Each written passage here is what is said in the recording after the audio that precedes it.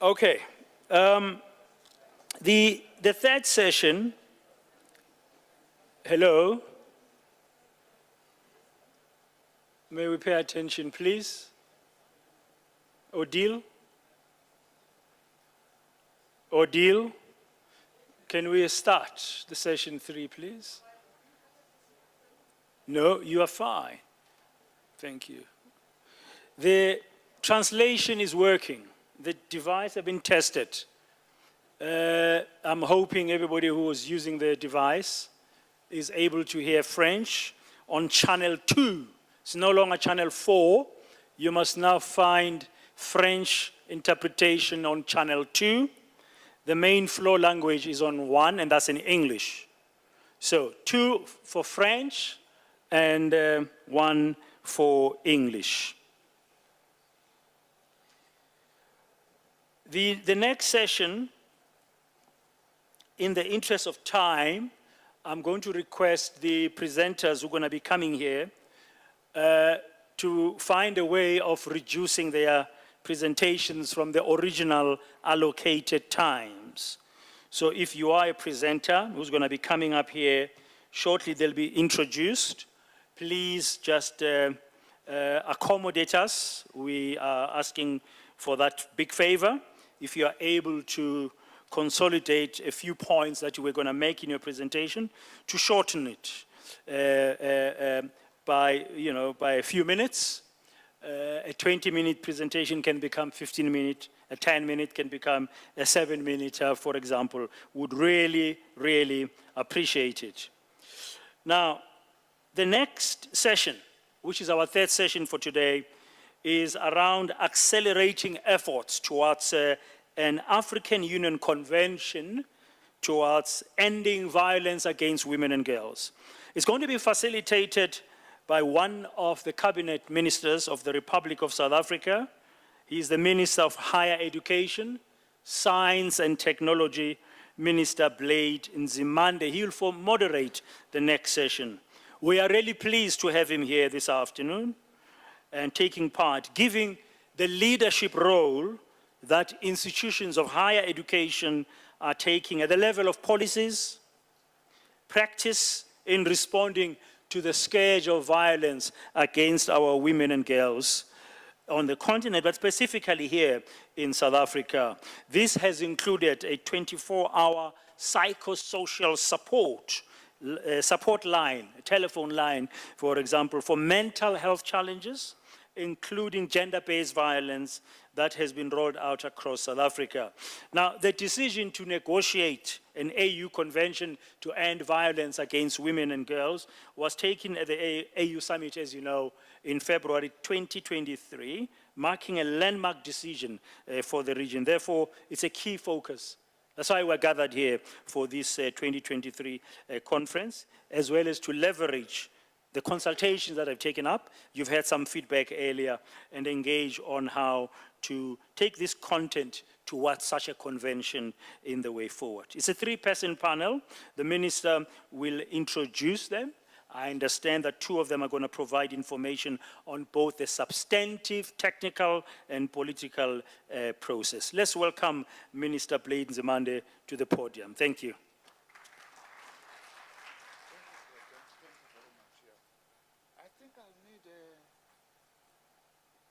I don't see any for translation in case someone speaks French. Thank you very much, Program Director Praden, as we call him, for introducing this session. I just want to start perhaps by saying that this resolution by the AU is really a very important resolution which moves ahead of large parts of the rest of the world. The issue of the mobilization of men and the role of men in fighting against violence directed at women and girls. And it also comes at a time when I must say that myself in my own portfolio of higher education, science and innovation in South Africa, I've just launched a campaign to mobilize men to actively promote gender equality and women's emancipation. And I'm doing this under the auspices of a very important program launched by UNESCO, the United Nations Education, Science and Cultural Organization, under the name, the phrase, transforming mentalities, which is a focus on mobilizing men. I think that what the AU is doing is really building upon what is becoming clear, that the struggle for gender equality and women's emancipation, as well as violence directed at women and girls, will ultimately never be won unless we also organize men to be part of this. So, as the chair has said, the MC, this is part now, this session, of going concretely on what is to be done. I must say also that in my launch, I was joined by Minister Nkosazana Dlamini-Zuma, which was actually very good in this. And by the way, the higher education sector in particular is a very important sector for this campaign, because that sector is the sector that trains future leaders. If you are able to capture these young men whilst at universities, and of course staff, lecturers, and other male workers, whilst they are still, especially the students, at universities or college, you know that they will play that role beyond college and university, wherever they are. Now, without wasting any much time, can I then please call upon the presenters, which is Mr. Ali M. Jalim, to come forward, and also, oh, sorry, I'm looking at a wrong place. Someone who represents, my apologies, Center for Human Rights, who's going to come and talk about legal and policy gaps in the African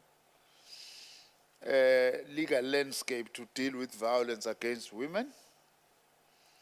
And can I also call Ms. Jenna Diarra, who is going to look at the approach towards the content of the AU Convention, and then also call upon the African Union Commission, Gender Equality, Women's Emancipation, STC Bureau, who is the Bureau Chairperson, is also the first Vice Chairperson, to come forward.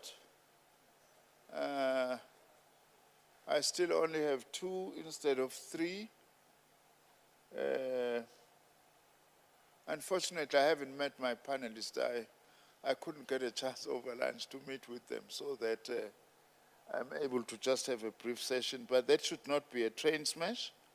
I don't see the third person, but if that is so, if the third person is a bit late, we'll join a bit later. Let me start with those who are already here. What are the names? I don't know the names.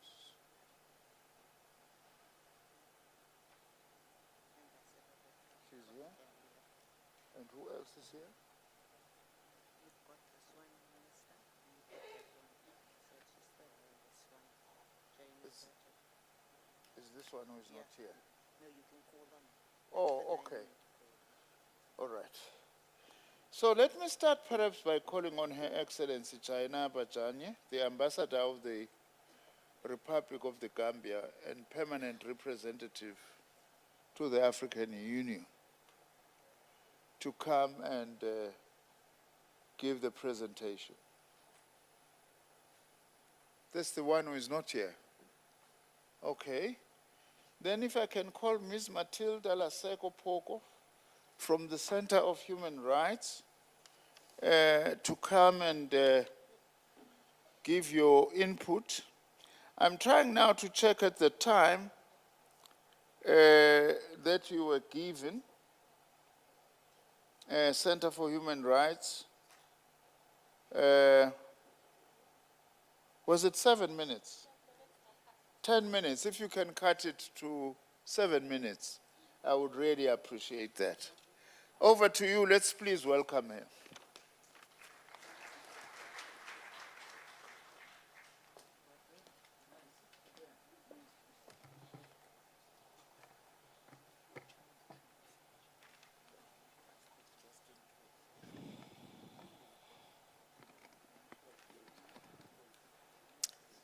Good afternoon, ladies and gentlemen.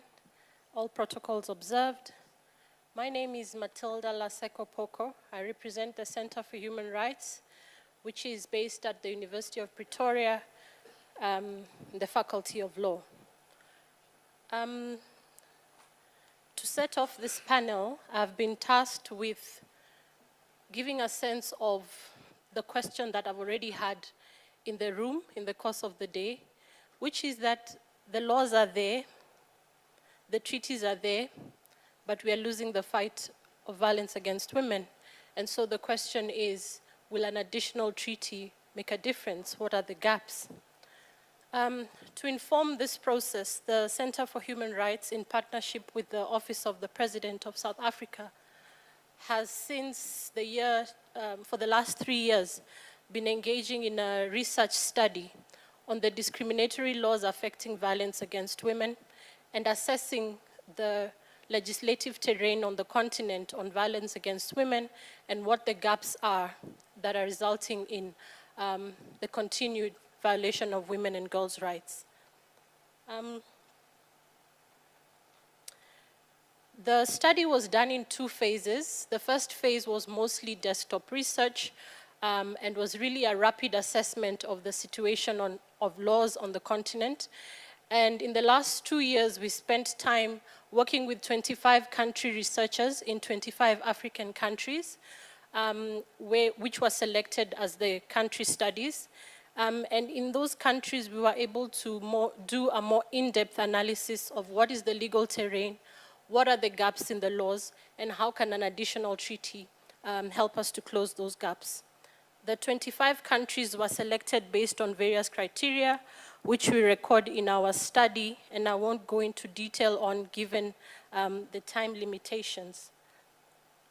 In terms of just highlighting what many of us here already know to be the reality on the ground, in the study used the different forms of violence against women that are defined in the Maputo Protocol on women's rights in Africa. And in the Maputo Protocol, we categorized, the treaty categorizes violence against women as physical violence, sexual violence, economic violence, and psychological violence. So the first question that the study went to consider was, practically on the ground in these countries we are researching in, what forms of violence are most prevalent? So to spotlight some of the prevalent forms of violence, our study found that physical and sexual violence was highly reported, and so gives the impression that it's the most prevalent form. But upon further consideration of the research, we noted that it's primarily because economic violence and psychological violence are highly underreported. Economic violence includes issues around women's control of their property, including control of money, women's access to the economic of a country, the ability to work, the ability to be paid equally with men for the same work, and denial of women in certain aspects of the job economy, both formal and informal. So violence occurring in these domains is quite underreported and something that we would like the treaty to capture in its definition of violence. Psychological violence is in fact literally unknown in many of the countries that we researched. It is barely covered in any of the legislation that we looked at in the 25 countries, despite the fact that it not only manifests as its own form of violence, but it also undercuts and comes through when women are experiencing the other 3 forms of violence. So that is something that we also hope will be captured in the treaty. Then we looked at the extent to which the AU member states that were part of the study had ratified and perhaps domesticated the 2 treaties relevant to violence against women and women's discrimination. The first being CEDAW at the UN level, and the more African document, the Maputo Protocol. Our findings overall on this was that many African countries have ratified these instruments. The Maputo Protocol currently has 45 ratifications, the fastest document to come into force and have such a large number of ratifications within the African human rights system. But our findings were that in terms of why this protocol is not making the impact that it potentially has in addressing violence against women is 1, lack of domestication at the national level. Second, the fact that countries are domesticating but retaining reservations on some of the critical provisions in the Maputo Protocol. And then there's a lack of actual implementation, even in member states where aspects of these international treaties have been domesticated into national law. So those are some of the challenges with matching, the ratification level with what member states are actually doing at the country level to implement the obligations created in those treaties. And then just to highlight some of the findings from the analysis of the national laws in the 25 countries, the laws and the policies and why they are not actually resulting in a reduction or eradication of violence against women, we found 3 key issues that I will highlight. The first is that many member states don't have vow-specific legislation. Vow-specific legislation is a law that overall outlaws violence against women in all its different manifestations and clearly outlines what state obligations are to tackle the issue of violence against women. It can also come in the form of laws that address a specific form of violence against women, for instance, a Domestic Violence Act or an anti-FGM piece of legislation that we also term as vow-specific legislation. So many of the countries we studied have very few vow-specific legislation, fairly often treating instances of vow as part of the general criminal law, so perhaps assault in the criminal code, which then lacks the specific measures that are required to deal with violence against women that go beyond the criminalization of conduct. In countries which we found some vow-specific legislation, our findings show that there's insufficient implementation of those vow-specific legislation. So some laws, for instance, would provide for shelters for victims of domestic violence and the like in terms of psychosocial support, but lack of implementation, lack of budget allocation makes the implementation of those good laws impractical. The third aspect which we found when it comes to national laws and policies was that despite the existence of vow-specific laws, there's other laws in a legal system in any jurisdiction which are not directly related to violence against women, but they encourage an environment that is discriminatory against women, facilitates gender inequality, which in essence puts women and girls in a vulnerable situation, making them susceptible to violence against women. So these laws we found in inheritance law, penal codes, religious laws, marriage laws, and also customary and religious practices. I had examples of this, but I will skip through that given the time limitations from my moderator. But in summary, in our study, we have detailed the gaps that exist, some of which I will highlight. a disconnect between the laws and the lived realities of African women due to entrenched and structural inequality and discrimination, which inhibits the application of the laws. The laws don't operate in a vacuum. Incomprehensive approach in legislating violence against women, which does not take into account the social, economic, historical, cultural, and political aspects that contribute to the problem. Some of these issues have already been mentioned in the course of the day, and I suppose I'm just giving evidence that this is truly the situation. Failure to ratify and domesticate the international law instruments, the absence of vow-specific laws, existence of these discriminatory laws surrounding that exist which create vulnerabilities for women, the issue of marital rape not being a crime, or being a crime only when the spouses are legally separated, sustains in very many jurisdictions that were studied. The problem of multiple legal systems. It orchestrates a dichotomy of law between customary law and statutory law, and fairly often that impacts on the implementation of the laws. Lack of gender mainstreaming, that came up earlier. Mainstreaming across government and its policies, despite the fact that vow is cross-cutting.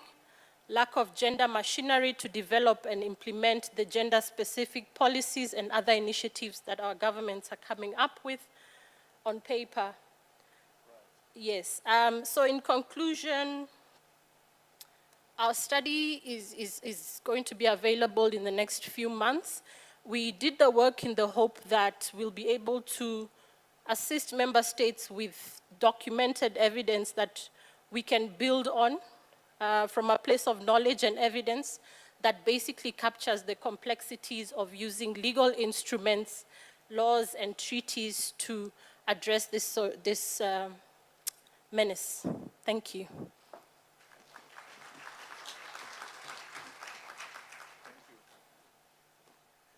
Thank you very much for that presentation. Now I have the honor to call upon Her Excellency, Jainapa Jagne, the Ambassador of the Republic of Ghana and Permanent Representative to the African Union. We requested that maybe you cut your presentation to 15 minutes. Sorry, not to 15 minutes, to 5 minutes, because you had 7 minutes. It's the last speaker who has got 20 minutes. I'm sorry about that. If you could try at 5 minutes, like a true diplomat. Thank you very much.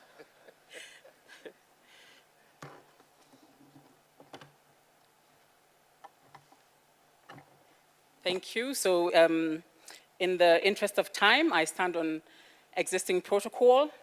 And I must say, I also stand on the shoulders of giants, these formidable women sitting in the first few rows. So yes, they deserve a lot of applause. Thus, I acknowledge them all.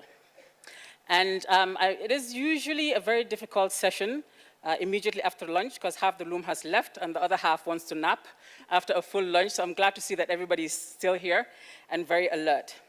Mr. Moderator, I have been requested to step in this panel for my sister, the permanent representative of Ghana to the African Union, Ambassador Ama, to put forward the next steps on the road towards the African Union Convention and ending violence against women and girls. So, Excellencies, distinguished ladies, and the he's for she's in this room. The Kinshasa Declaration and the call to action on positive masculinity in leadership to end violence against women and girls, which was adopted on 25th November 2021 at the inaugural African Union Men's Conference on Positive Masculinity, has committed in Article 9 to, and I quote, adopt and implement an African Union Convention on ending the violence against women and girls that will serve as a legal framework to end violence against women and girls in Africa, end quote. The Kinshasa Declaration was subsequently adopted in 2022 as an Assembly decision. The same commitment was expressed in the Dakar Call to Action on Positive Masculinity in Leadership to End Violence Against Women and Girls that was adopted at the second AU Men's Conference on Positive Masculinity on 10th November 2022 in Dakar, Senegal, where the heads of state committed to, again I quote, urge our peers and the heads of state and government of the African Union to facilitate, negotiate, and adopt within 1 year the African Union Convention on the Elimination of Violence Against Women and Girls as pledged in the Kinshasa Declaration, end quote. The Dakar Call to Action was adopted as an Executive Council decision in February 2023. Drawing on these outcomes of the first two men's conferences, the AU heads of state and government during their 36th assembly, held on 18th to 19th February 2023 in Addis Ababa, Ethiopia, adopted a historic decision to negotiate the AU Convention on Ending Violence Against Women and Girls. Once adopted, the convention will be the first continental legal instrument for the prevention and elimination of all forms of violence against women and girls, demonstrating African leadership and influencing global standards in efforts to protect women and girls. Ladies and gentlemen, the African Union End Violence Against Women and Girls Convention will complement and expand the standards set by other continental legal instruments, such as the Maputo Protocol on Women's Rights and the Solemn Declaration on Gender Equality. It will provide one comprehensive instrument that will encompass all forms of violence against women and girls. It will also be an opportunity to revisit the definitions of violence against women and girls, like child marriage. In the words of the former AU Goodwill Ambassador on ending child marriage, Dr. Nyardaze, I quote, "A child cannot get married. Naming is norming. So we need to call the violations what they are," end quote. The AU End Violence Against Women and Girls Convention will also augment the existing global and regional women's rights policy architecture by responding to current legislative and implementation gaps and addressing emerging forms of VAWG. For example, the Maputo Protocol on Women's Rights was adopted in 2003. At the time, violations on cyberspace did not exist.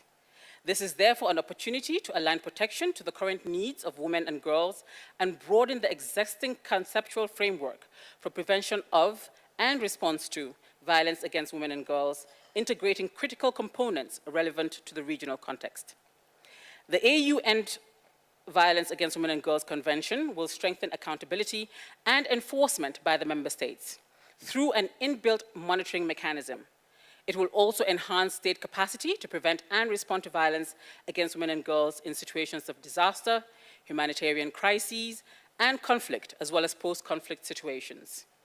It will provide a mechanism to mobilize sustainable financial resources, including from non-traditional sources of funding for ending violence against women and girls work. Overall, the convention will provide an opportunity to engender substantive equality of outcomes between women and men, in line with more recent global norms and standards, which make connections between gender-based violence and gender inequality. It will be an Afrocentric, legally binding framework that will provide an impetus for a comprehensive, wide-reaching, intergenerational, Africa-wide response to end violence against women and girls. Excellencies, on the way forward. Negotiating a legal instrument such as End Violence Against Women and Girls Convention is primarily a member state responsibility, but that is informed by the voices of African citizens. As part of the preparations for this third men's conference, consultations were held with various stakeholders where contributions were received on what should be contained in the convention. The information gathered will be used to develop a zero draft of the convention by December 2023. This will be used to conduct continent-wide consultations with all AU citizens. On that note, a consultations campaign will be launched at the beginning of 2024 to hear what citizens want to see in the convention so that the document is co-created and co-owned by the people of Africa. A legal consultant has already been recruited to support with the drafting of the convention. In addition, a reference group of legal and gender experts from across the African continent will be established to support with the drafting process and ensure, amongst others, that the language is aligned with AU common positions and values. The reference group will also ensure that all potential contestations are addressed before the document is submitted to member state experts for formal negotiations. When the second draft of the convention is finalized, a consultation will be held with ministers in charge of gender and women's affairs to present the draft to them for their consideration. And once the document is cleared by the ministers responsible for gender equality and women's empowerment, it will then be submitted to the member states' experts for official negotiations. When the experts complete their work, the document will then be tabled before various AU policy organs for adoption, such as the Specialized Technical Committee on Gender Equality and Women's Empowerment, made up of AU ministers in charge of gender and women's affairs. Then the Permanent Representatives Committee, made up of AU ambassadors, and the Executive Council, made up of African Ministers of Foreign Affairs, and finally, the AU Assembly of Heads of State. So, dear participants, to summarize the next steps. They are: 1, a zero draft of the AU EVAWG Convention will be completed by the end of December 2023. 2, a reference group of legal and gender experts will commence work for consideration of the zero draft by January 2024. 3, a continent-wide multi-stakeholder campaign will be launched in February 2024 to ensure that the width and breadth of AU citizens are consulted. 4, member states negotiations will be instituted by mid-2024. 5, Am I cut off automatically for the 5 minutes? Okay, it's back on. Okay. Where was I? 4, the member states negotiations will be instituted by mid-2024. 5, the final draft will be presented to the SCC on gender equality and women's empowerment by November 2024 for consideration. 6, the Permanent Representatives Committee and Executive Council will consider the document between January and February 2025 in preparation for its submission to the Assemblies of Heads of State during their February 2025 summit. 7, and finally, we hope to bring you good news of its adoption in 2025. I thank you for your kind attention.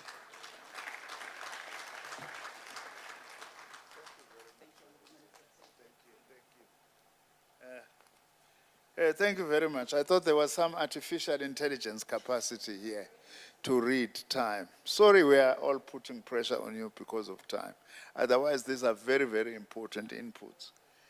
So I'm going to call our last speaker on the subject, which is on the draft input into the content of AU Convention.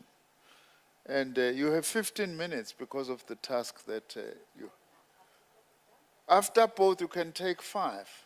That's even more generous. Let's clap for you even harder. Thank you very much. Thank you, Minister. Good afternoon, everybody, and all protocol observed. Like I said, since my 2 colleagues gave you the full overview this afternoon, my presentation is going to be very short. Because as you all know, we're just at the beginning of the process of drafting the convention. So what we will try to do is, of course, build on the experiences. And we actually know that we have out there a lot of information, and basically it's all out there. It's how we put it now into a comprehensive document that is binding on our member states. I think that is where the challenge will start. So the convention will definitely build on the existing experiences. For example, we know that many of our member states have enacted legislation already and developed policies and programs to address violence against women. Some states have adopted national action plans, which generally include support measures for victims and survivors, awareness raising, education, sensitization, training, capacity building, prosecution, punishment, etc. So the convention is meant to close the gap, since most countries also still lack a coordinated multidisciplinary approach that includes the criminal justice system, healthcare and other services, the media and the education system. But we all know that violence against women will not be eradicated without political will and commitment at the highest levels to make it a priority locally, nationally, regionally, and internationally. political will, which is expressed in a variety of ways, including legislation, national plans of action, adequate resource allocation, etc. We are happy to know that tomorrow the president will be here, the two presidents will be here, and then we do hope that they will carry the message that political will is what is blocking us from getting to the eradication of violence.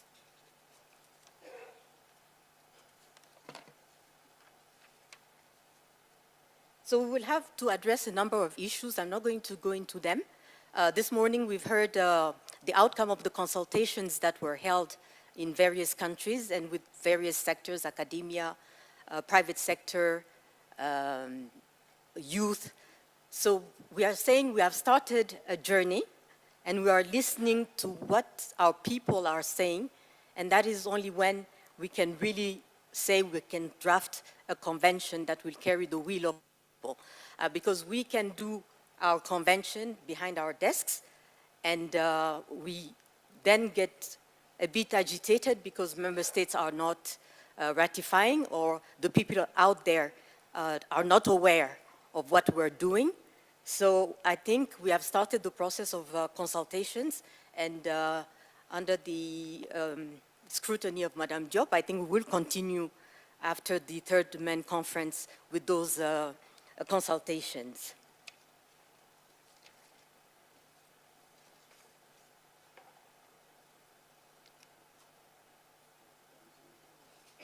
So there's one last thing that I'm going to bring to your attention. We know that the underlying root cause of violence anyway is the subordination of women and other forms of social, cultural, economic, and political subordination that need to be identified and addressed. In the convention, the team that I lead, we intend to propose that once the convention is drafted, we have a committee along the lines of the African Committee on the Rights and Welfare of the Child, to make sure that once the convention is adopted, ratified, domesticated, then we can follow up on its implementation. Am I okay, Mr. Minister? My 5 minutes are done? No, not yet. No, I'm good.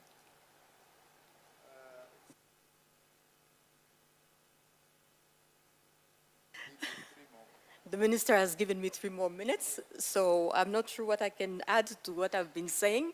We're looking forward to having a new convention. We had the Maputo Protocol, and the people who are in this hall, Dr. Zuma, Madame Diop, have been the ones lobbying for the Maputo Protocol, so we rely on you to also push from the back. Thank you.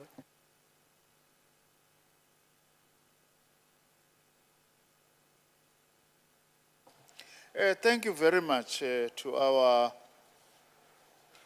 speakers for that very important input. Now, Pradhan, you know, when you are chair, it means you have delegated all your powers to me, and I can exercise them at my own discretion. What I would like to do, perhaps before I open for a brief engagement, is to recognize the leadership of the Pan-African Women Organization, PAO. The president, Eunice Pinge, and the Secretary General,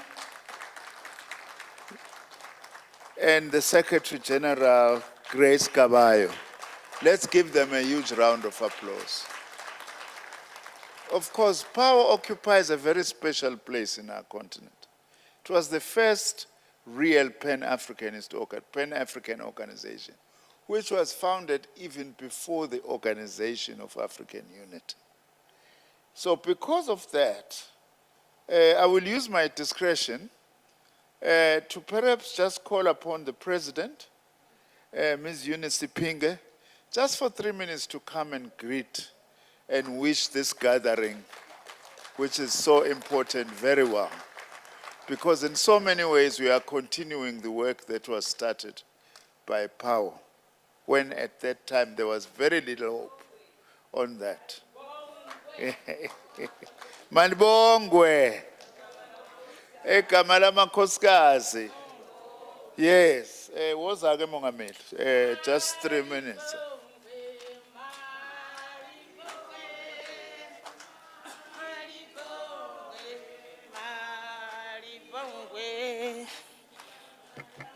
Kosi, kosi, malibongwe. Malibongwe. Bongwe, malibongwe. Malibongwe, malibongwe. Thank you very much, Chairperson, for using your power to invite me to the podium and greet the audience. Let me stand by the protocol established as by the previous speakers. My name is Eunice Pinge, it was already said, and I'm a president of Pan-Africa Women's Organization. That was also articulated here. And we are very much pleased to be invited to this process on positive masculinity against violence against women and girls. PAO, as it's saying that it occupies a special space, being the first continental women's organization. Our foremothers' first objective was to liberate the continent. And we owe to those mothers, the African women who realized that unity we can stand and achieve. So we have now almost liberated the continent, and the struggle now is economic emancipation. But this is where we are experiencing challenges that we are addressing now. This challenge on the 10th Congress of Pan-Africa Women's Organization Congress 2020, the issue of violence against women was discussed, resolutions were passed, but also the issue of the boy child. A resolution was passed. The discussion was that we are discussing and empowering the girl child, but we are leaving behind the boy child. And the issue stems from socialization. And those who socialized the children are mothers mostly. So it is up to us, women, to take it up to socialize our children equally. And this process builds on that, and we are very much appreciate to see the process like this has come up. I was talking to my colleagues during lunchtime to say, I feel empowered, though I stand on those giants and the foundation that was already laid. But from the continent, we see a lot of women's groups, a lot of groups, even now the masculinity, our heads of state have joined, the men have joined in this struggle. So we feel empowered, and we said, struggle continue, a luta continua. Together we will make it. Thank you.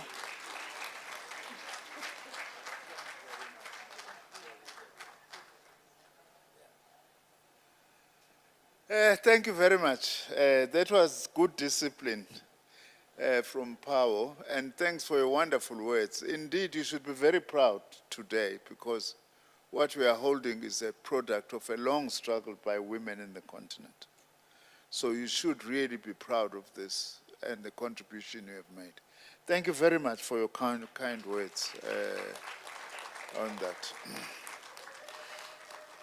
Now, Praten, I don't know, I can now consult with you. Do we have 10 minutes to wrap up?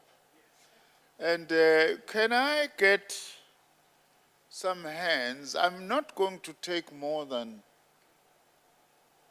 3, 5? 5 hands, to be generous. I'm consulting the chair now. And very brief, comment or questions. Can I start with that hand there, number 1? And there is number 2 with the black shirt, if I'm seeing correctly. And there is number 3 with the white shirt at the back. I'm looking for number 4 there, just behind Professor Mandaza. And then the last one, right there with the pink dress. Unfortunately, I can't point at the others. Don't blame me. It's time, and time is very scientific. It's science. Thank you very much. Number 1. Thank you very much for the opportunity. My name is Queen Nana Awindo. I come from Ghana. I'm here representing Kotla, and of course, I'm a member of CSRRG of the Spotlight Initiative, Africa. My question, and of course, it's also a contribution, is who watches the watchman? So, as we are looking at punishing perpetrators, we should also consider what we can do to position our champions. In Ghana, for example, our king in Ashanti Kingdom has instituted February 6th as a day for queen mothers.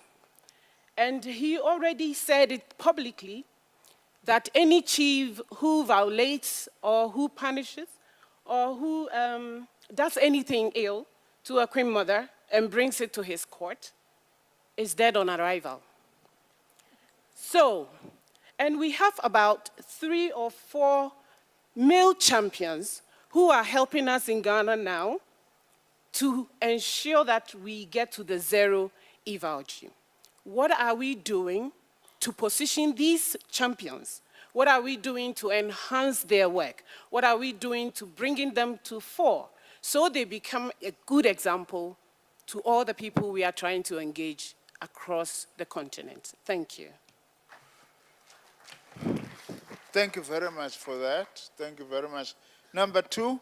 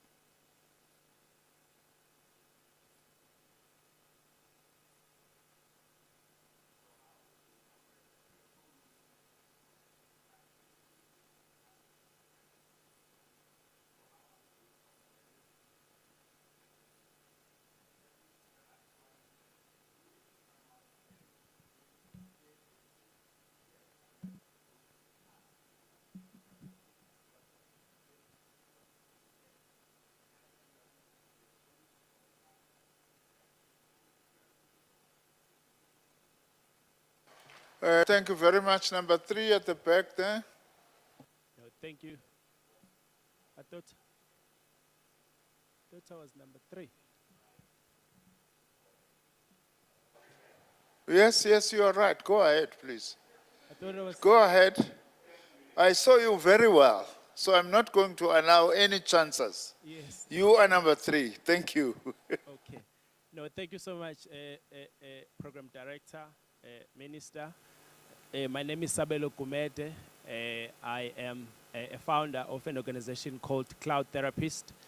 I'd like to acknowledge all the contributions and the presentations, but also would also like to urge all the participants here that we must also think of the practical interventions, especially when it comes to the issues of mental health, because quite a number of victims of gender-based violence across the continent, do suffer, and they don't really have anywhere to turn to when it comes to access to mental health. So I would really For example, in South Africa, we have what we called a strategic implementation plan, which was launched by the president. And if you look at pillar number 4, focuses on healing care and support, but there are very few practical interventions that are on the ground really to assist and provide healing and rehabilitation for the victims of GBV. So would like really to take that conversation forward and see who we can actually interact with so as to make that resource available for the victims of GBV. Thank you. Thank you very much. Number 4? Yes.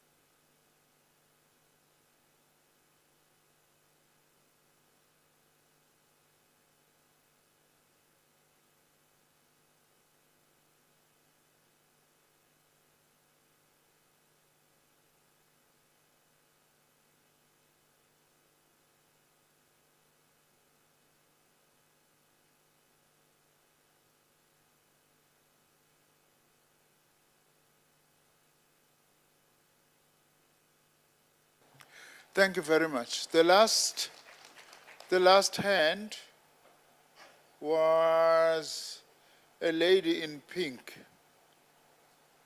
Seems to have disappeared. What happened? Where is she now? She's gone. She's gone. Okay, I'll compensate with another lady. Right at the back there. Where? No, she's no longer there. I could see. Right at the back there. It looks like you have got a gold color in you. Is that right?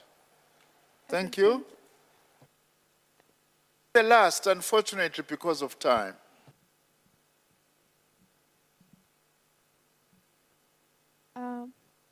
Okay, Felicity. Yes. Ms. Felicity Feleka, I'm a youth advocate from Ethiopia. I wanted to ask, it has been mentioned that legal expert reference group as well as gender expert reference group has been established. I wanted to ask if a youth reference group is going to be established as well, and if you could brief me on how the selection process will go. Okay, thank you very much. Can I give you 2 minutes each? That's a lot of time. You don't need it. You also don't need it. You also don't need it. So which means then the rapporteurs, the rapporteurs will help us by, although there was a very specific question there, whether the youth will actually also have a platform and be organized as youth. Perhaps I can try and answer that one. Or you want to answer it? I don't want to take your responsibilities. Thank you. Thank you. No, just to say that there's not a youth group as such, but youth is part of the reference group that we're setting up. So there's going to be two representatives from the youth. Thank you, Chair. Thank you very much. By the way, the youth does not also have to seek permission.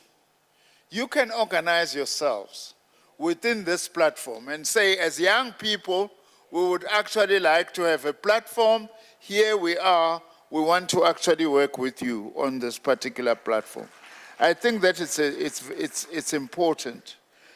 Now, in conclusion, perhaps I can just make very quick observations about how I'm pulling together some of the things that are coming out of here. I don't think that we should forget the point made by Minister Dlamini Zuma on the political economy of patriarchy and the political economy of women's oppression. It's a very crucial, ongoing analysis that we need to, because it's not just describes the origins of women's oppression, but it's also describing the factors that also are continuing to contributing to reproducing patriarchy and women's oppression. Which is then linked to another important point that perhaps needs to be elevated and be emphasized. That what type, to use the South African language, what type of alliances do we need to forge at the level of each member state, but also across the continent, and the kind of networks we need to build in order to be able to drive this agenda. It's not going to drive itself. There is the role of government, I'm going to come to that, but also we do need mobilization from below. That is very important, that that is why the mobilization of youth, the mobilization of women, the mobilization of men, there are a number of men's groups now that are coming up to support the struggle for gender equality and women's emancipation, including the battle against violence against women and girls. The role must have a very specific, the state also, must also have a very specific role to play. That it must both be an enforcer of the laws that has come out very clearly that we actually need, that must be enforced, but also the state must act as a catalyzer in the struggle for gender equality and not act as an obstacle. Now, of course, the state on its own, without mass mobilization on the ground, can easily act as an obstacle. So the state must both enforce, but also catalyze the mobilization of populations against the scourge of gender-based violence, as well as specifically violence directed at women and girls. And lastly, we are all saying, with the understanding that whatever kind of a continent we want to build, whatever kind of democracy that we want to build, we will not be able to succeed unless women are emancipated, unless women are active participants in actually shaping that future. That then should be what is driving what we are actually wanting to do here. And of course, let all of us as men, all of us here, no one has come here on a free ticket. We commit to fight side by side with our women to defeat this scourge, but also mobilize ourselves to actually reach out to other men, that you cannot be a good man if you violate a woman. Thank you very much.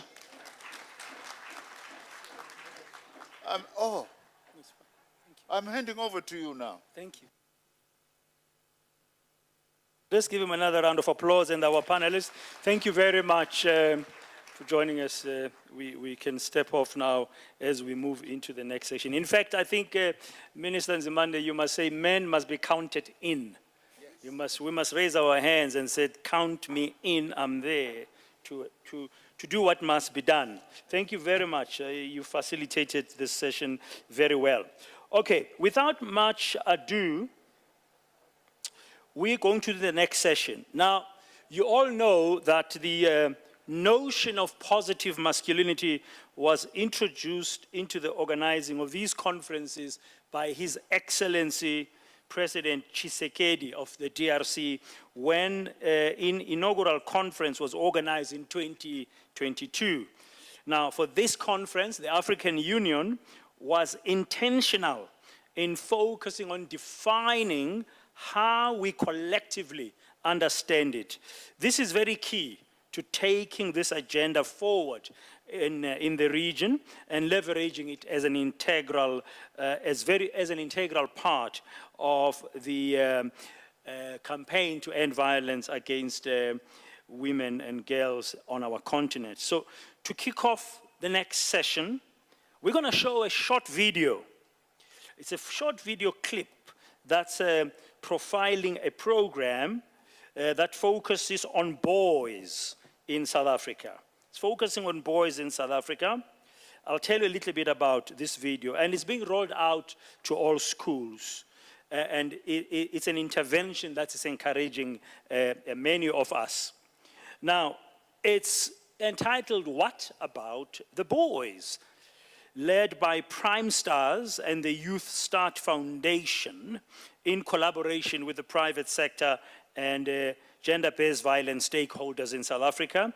It's a first-of-its-kind national preventative program focused on defining or redefining positive masculinity with young boys and introduce positive male role models and mentors in all schools across South Africa in order to stop GBV.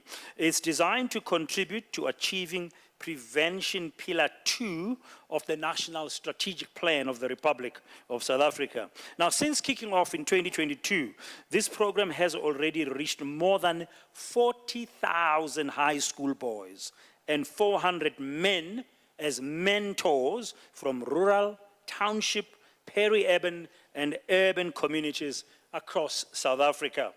And it provides an evidence-based model to demonstrate real behavioral change from boyhood to manhood. It upholds clauses 5 and 8 of the Kinshasa Declaration, which has been referred to here. I mean, its main mission is to raise a nation of good men. Let's watch together.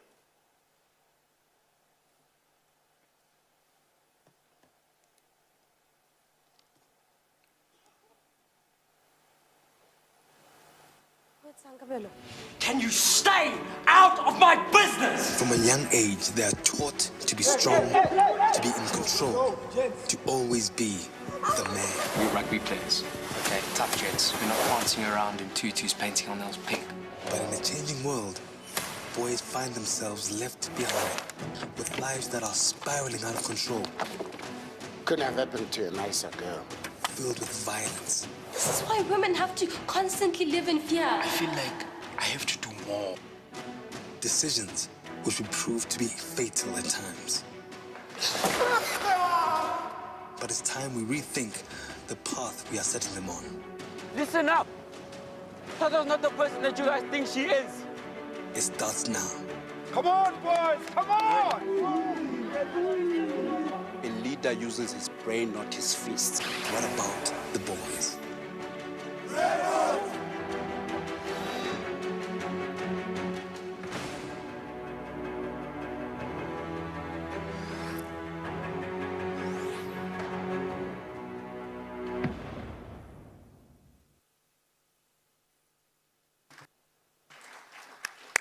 Thank you very much. Now, I have the pleasure of inviting the moderators of our panel the next moderator of the next panel, Reverend Bafana Kumalo.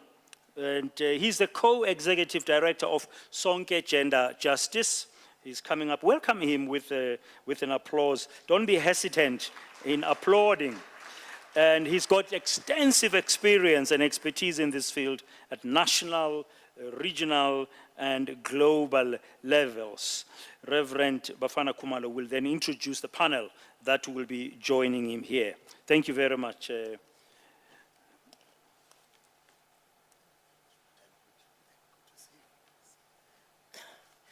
Good afternoon. Well, in Africa, when you speak and people don't speak back to you, people say there's something wrong with you. Because in Africa, we communicate. Good afternoon. Sanbonani.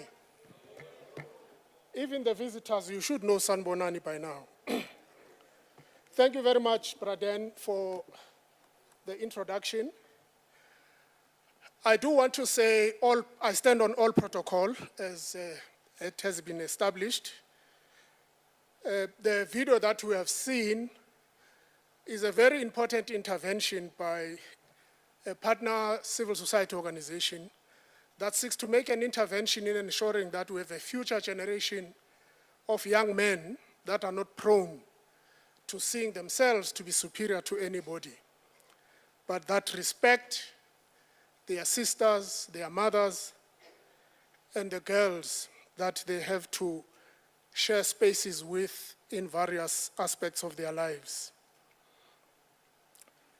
I do think that I've had a lot of conversation with my friend who's part of this enterprise, Martin, and I have suggested we must change the title. We are not creating good men, we are creating responsible men. And I think there's a difference there, because responsible men then become good men. The key aspect is about responsibility. The theme of this men's conference on positive masculinity is aspirational, setting an important and significant challenge that is affecting half of our population in the region. It seeks to ensure that we establish positive masculinity, by implication implying we have either negative masculinities or at worst toxic masculinities. And I think we need to own that, because unless you define the source of your problem, you will come with solutions that are superficial. And to do that, it requires that we must have a firm commitment to ensure that this work is embedded in what I call African feminist approaches that are embedded in human rights. We need, at a time like this, to ensure that many of the aspects that are in our region, as somebody said earlier before we went to lunch, where there are still guns that are blazing because of what I call toxic masculinities of militarism. This toxic masculinity, of course, is not unique to us in Africa. We see that in Ukraine and Russia. We see that in Israel and Palestine. All of it driven by men who are bent on ensuring that we will show you who has a bigger gun. A world that is premised on gender equality and equity is not only possible, but it is an imperative. And this alternative world is possible. It requires commitment and a lot of effort. This session is seeking to take us to that by offering some pointers as to what does this positive masculinity mean.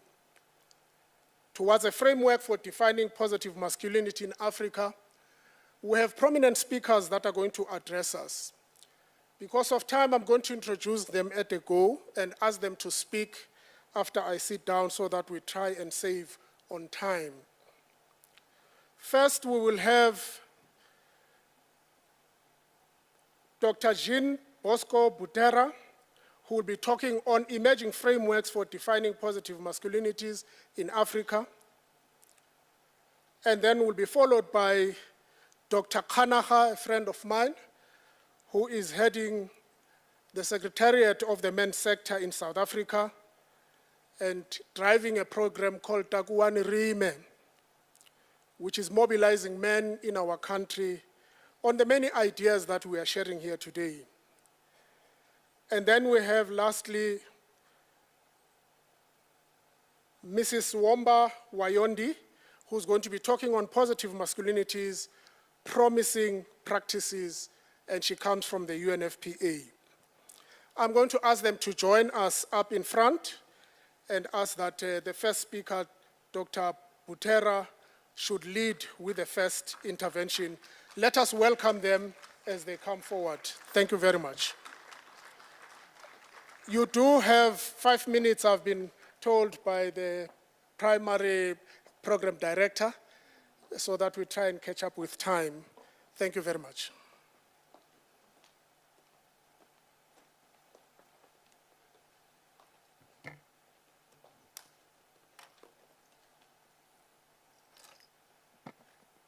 Thank you, Chair, for giving me the floor. And please allow me to stand on protocol. I had a PowerPoint presentation, but I think it will take long. So I'm going to shorten that one and just try to. So what I've been requested to do is we have a number of consultations. I mean, we heard about them from morning, and some of you have been participating in these consultations. And a key question is, what is positive masculinity? So what the African Union is trying to do is to put together some definition, some framework. We can work together all to say this is what we are looking into when we talk about positive masculinity. I have to say this work is still in progress. We just, based on the different consultation that we have, but I'm going to try and go through. I mean, it would have been easier for me to show the slide, but I'm going to try and do it very quickly because of the time limit. But what I have as a short outline is really to have a certain background. Of course, we heard about a lot this morning and this afternoon, but just to have a quick background on where we are coming from and where we are basing this on. And say, so we are talking about positive masculinity, but what about masculinity itself? What do we understand? And then some few practices in Africa. And I have to say really from now that there are still very few cases, but it's work in progress. And my plea to the people in this room is to say, since that we are here, if we have cases that we need to present, we need to flag to show what we are doing in Africa, let's work on that one.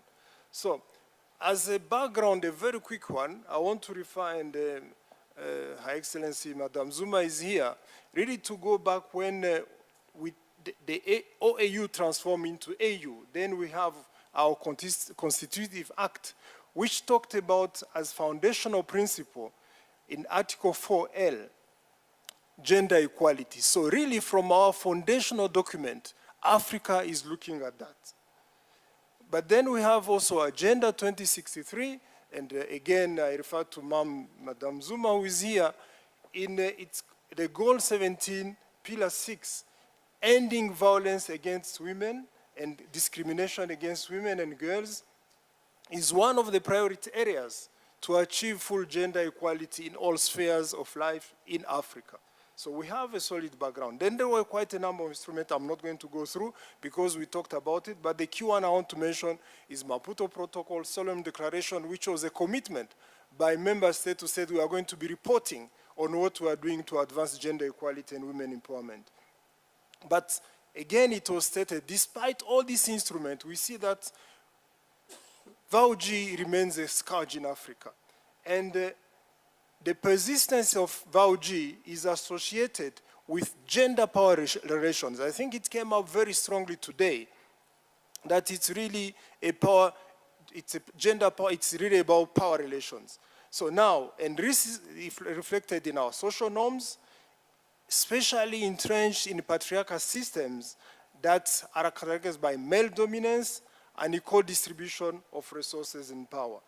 Now, and we know, and it was said again, but most of this violence is perpetrated by men, but yet we know that all the progress that has been made, even in some of the rights we have, it's thanks to the work of the women, and men are not there. So really that's why this came very strongly to say we need to bring men on board. And again, Her Excellency Mylen Johnson is here, who initiated this one, to say really we cannot talk about this if we don't have the men on board. Now, that's really why the men, the leaders, African leaders, recognized and started this series of conferences that we have. And all that is leading us to say, let's define what we want to understand. And then I go to masculinity because we understand very well that masculinity is a set of attributes, behaviors, and role typically associated with male gender.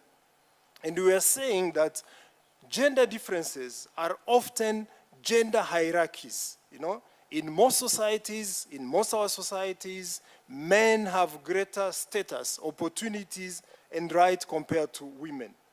Now, we have data that show that really African tradition mostly are towards the hegemonic masculinity, where men dominate. But we also know that it's not the doing of men only. Even mothers, when they're educating their boys, they say, boys are not supposed to do this and this. They're supposed to act as a man. You don't go to the kitchen, you don't cry, things like those ones. The patriarchal masculinity do emphasize the superiority of men, of masculinity over femininity, and the authority of men over women, and perpetuate gender inequalities. Now, turning to positive masculinity, what I did, I tried to put ideas from the different consultation and bring a definition that says positive masculinity is a transformative mindset in men to recognize women as equal human beings, to uphold their rights and promote their empowerment in all spheres of life. It is a key leverage towards building societies where all people enjoy equality, freedom, and human dignity. Positive masculinity in Africa is an agenda to change social fabrics by addressing harmful practices, cultural drivers, and conflict that continue to subject women and girls to all forms of violence. But it's also a call, and we heard this very much in the room, on men to be role models to boys in intergenerational endeavor to promote women's rights in a holistic approach towards the achievement of gender equality and women empowerment. So I'll go very quickly now and say, one thing that we need to say also is that in endeavoring in having positive masculinity, we are not aiming to make men lesser men, if I can put this in quote, or to change men into women. It's a call for men on men to support women participation and leadership in political, economic, social, and cultural spheres. Now, one thing that is important, and we've been talking about, it's not that positive masculinity must be looked at in the lenses of matrimonial relations only. It's not about that. It's also about, first and foremost, the right of women, the equality, and the respect of women's rights. So it's not only to say man and women in the husband and wife, it's also the woman as a person and the rights that she has. Now, very quickly, and again I said that this is still work in progress, we heard about some cases where we talked about positive masculinity, and this morning, Comoros were talking about the system they have, which is Manyahuli, which is, of course, in a matriarchal system that has been there traditionally. And they have the Manyahuli, they have the grand marriage, they even have another system that allows them. But the system of Manyahuli, that's where inheritance is through the mother lineage, and which gives economic power to women, is something that makes women not being subjected to economic, I would say, injustice. But when we were in Comoros and we discussed this, there was a caveat to this that was raised by women to say, the protection against economic vulnerabilities has yet to transform into an enhanced, a stronger participation and leadership of women in public and political decision-making spheres. And also, it does not prevent the occurrence of sexual and gender-based violence. It's still there, though some aspects do say, but there is still some gap that needs to be addressed, though the system protects women economically. We have a case in Niger, and I took this case because we know that these are countries that are in the report, in the spheres, because of figures that are quite alarming. In Niger, we know that 76% of girls are married before the age of 18, and 28% before the age of 15, without their consent. So efforts that are being done in Niger is that they have started what they call a col de mari, which is a school of husband, where they gather them to address these issues and try to transform the approach of men to say marry young girls without their consent is against the law. The law do exist, but still they don't change. So these are practices that are coming up to try and change what is happening in Niger as an example. Now, here, I'm quoting Dr. Ajayi, who was here and in the consultative meeting of the civil society. He talked about cases in South Sudan. We know that South Sudan is a country where you have big numbers of cases of violence against women.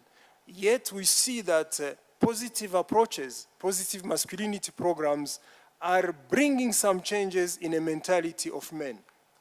And I will quote one of the things that he put in a discussion he had with a traditional chief, one of the South Sudan. What he says, the chief said this, and this is from Anthony Ajayi, currently we share the same roles, both men and women, because our wives want to do what a man can do. If your woman is educated and wanted to work, you can employ caretaker or housemaid. You and she will sit down and divide priorities to handle your money.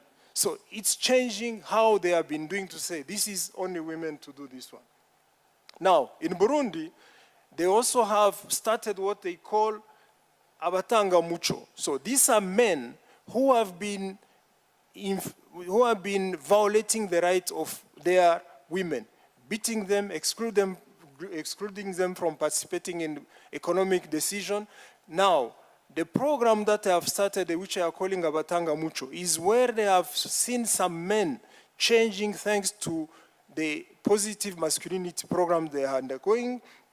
And now these men are serving as role models to other men in the community, and sharing their experience and bringing and doing it with their partners, women, to come and do testimony in communities. And this is at the grassroots community to show them that it's not a good way to handle the community, the life in their couples and the families, and that women can participate equitably and equally in the same decision and have a better life in their families. So they call them Abatanga Mucho.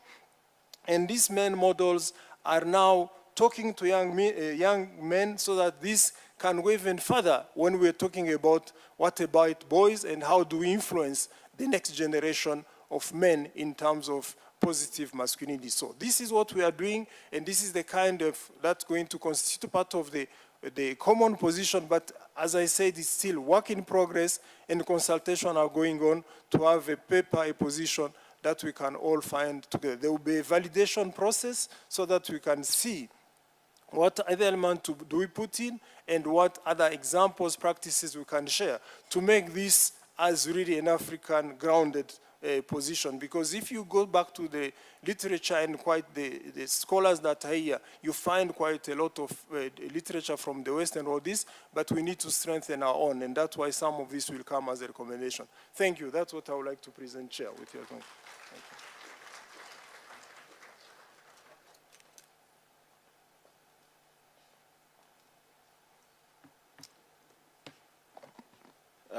Thank you very much, Program Director, Reverend Bafana Kumalo, my fellow panelists, to the African Union chairpersons, President Cyril Ramaphosa, as well as President Azali Osmani, African Union heads of states and former heads of states, as well as all dignitaries present, to the ministers with us, traditional religious leaders, leaders in business, as well as organized labor, to leaders of organizations that work with men in the continent, as well as to the developmental partners and all civil society leaders, to the media. Ladies and gentlemen, good afternoon. Now, on the subject of insights and approaches from the men's sector in South Africa, we, as the men of South Africa, have simplified a potentially complex 7-million-year-old timeline by declaring Wednesday is Men's Day. A campaign that mobilized men to advance health-seeking behavior and promote positive masculinity, earmarked specifically for Wednesday. And I'm glad my colleague from Ghana spoke about, was it the 6th of February? Yes. So the seriousness of this issue, we've reduced it to a weekly event, given the dynamics that we are faced in South Africa. It was on the 19th of November 2023, International Men's Day. The men's sector in South Africa, hosted by Parliament of the Republic of South Africa, launched the Takwani Rime program of action that was officially officiated by Deputy President of the Republic, Paul Mashatile, attended by prominent leaders as well as stakeholders from various sectors of society, in this term of the community men's parliaments. It is available on the Parliament website. Now, the program of action is a culmination of the convening of men, where we met a few years ago on the 28th of August in 2015. Former Minister Bathabile Dlamini, you were with us at the Women's Jail at the Cochin Hill, led by the President of the Republic, where we committed to institutionalize a responsive men's movement in response to our fragmented, our incoherent, operating in silos as men's sector, which was having a detrimental effect on our efficiency and effectiveness in making an impact in gender transformation and gender justice, towards coordination and social cooperation under the banner of Takwani Rime, vendor expression, meaning let us stand together. Now, as we launched in 2015, we committed to institutionalize a responsive men's movement guided by 4 key objectives of organizing organizations working in the field of health and social development that work with men and boys through the men's parliaments, an inclusive community initiative where at the bottom of this pyramid, men meet every Wednesday, providing a consistent and a predictable schedule for men in fostering dialogue, collaboration, and resolution of issues that impact our communities. The primary goal is to empower men to play an active role in community development while promoting a sense of responsibility, unity, and social cohesion.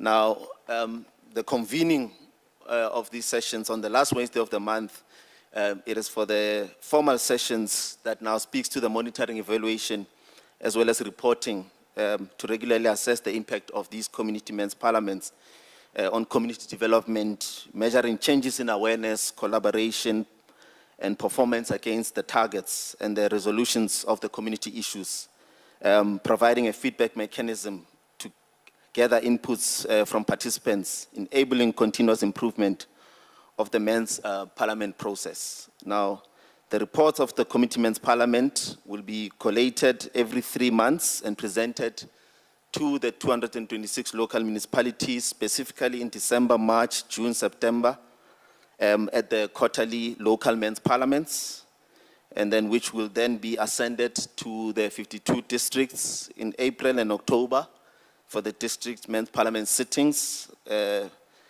then followed by the annual provincial men's parliaments in November. And then once every 2 years, we then meet for the National Men's Parliament, with the next one, the 4th National Men's Parliament, scheduled for November 2024. Now, the story of South Africa and the men is a story of many, many millenniums. About 40 kilometers northwest from here is the cradle of humankind, where our common ancestor, as the modern human being, first emerged about 7 million years ago. Now, Homo sapiens, which is the species that we all belong to, evolved in Africa about 200,000 years ago, in the region where around the African Union headquarters are located. And within a decade, we already migrated south of the Limpopo River, and we continuously explore these lands in building a home that we today call South Africa. Now, although Kimberley switched on its electric street lights in 1882, at the time, even London was still using gas lamps for street lights. Women and girls in South Africa are afraid to walk at night. Despite advancing a state that conducted the first heart transplant, we have not yet found in our hearts as South Africans to inaugurate a female president since 1910. Our military power is ranked 3rd in the African continent, and yet we are a country at war with itself. The 3rd African Union Men's Conference on Positive Masculinity in Leadership to End Violence Against Women and Girls is marked by 3 important historic events that see us convened here at the DECO Conference Center to discuss accelerating commitments towards an African Union Convention on Ending Violence Against Women and Girls. Now, Program Director, allow me to go back a few years back in time, before the AU high-level presidential response to end violence against women and girls was established in 2020. The first of these events was the cognitive revolution, where 70,000 years ago, we acquired a unique but special ability to develop fictitious language. Our ability to transmit information about things that do not really exist, gave us a special ability to construct even gender, and many other myths, and not only enable cooperation through that by enabling us to form large numbers with strangers. Through emerging realities, we accelerated innovation of social behavior. As we harnessed our ability to imagine reality, historical narrative replaced biological theories on our primary means of explaining the development of mankind. Now, to understand the rise of patriarchy and indeed masculinity, it is not enough to comprehend the interaction of genes, hormones, and organisms. It is necessary to consider the interaction of ideas, images, and fantasies as well. This enables gender as a social construct to be redefined, to encourage men to acknowledge and appreciate the diversity of experiences and expressions of masculinity as we consider the key messages for the common position on positive masculinity. Now, 12,000 years ago, the second major event, the agricultural revolution, through the domestication of plants and animals, saw us shift from small bands of hunter-gatherers to rapid rise of large permanent human settlements. Now, that was sustained by the belief of shared values and social norms as well, which laid a foundation for large-scale political and social systems anchored by patriarchy, hierarchical imagined orders that delivered the tiny minority of men to social, economic, and political elites. Now, as the former Statistician General Barry Lehohli emphasized that, it's not a question of function. This imagined reality, Minister Zuma, fetching wood, it's a function. But as long as it's on top of a head, it's completely a female function. If I had to do it, I would not even get married if I was seen in a village carrying wood on my head. But immediately it's on a donkey cart, women are almost exclusively eliminated from that equation. It becomes a complete men's function. Fetching water, if it's on a head, it's a completely female function. Immediately there's a water tanker, it's almost all driven by men. Even, plastering, you count down plastering the walls, it's women who do it. But immediately it's on a scaffolder and it goes up, it becomes a complete male function. So these emerging realities really have a major impact. Now, the third, just over 200 years ago, the Industrial Revolution provides the greatest window of an opportunity to expedite gender parity as we enter the fourth Industrial Revolution. Organisms, including us as mankind, are increasingly shaped by intellectual design.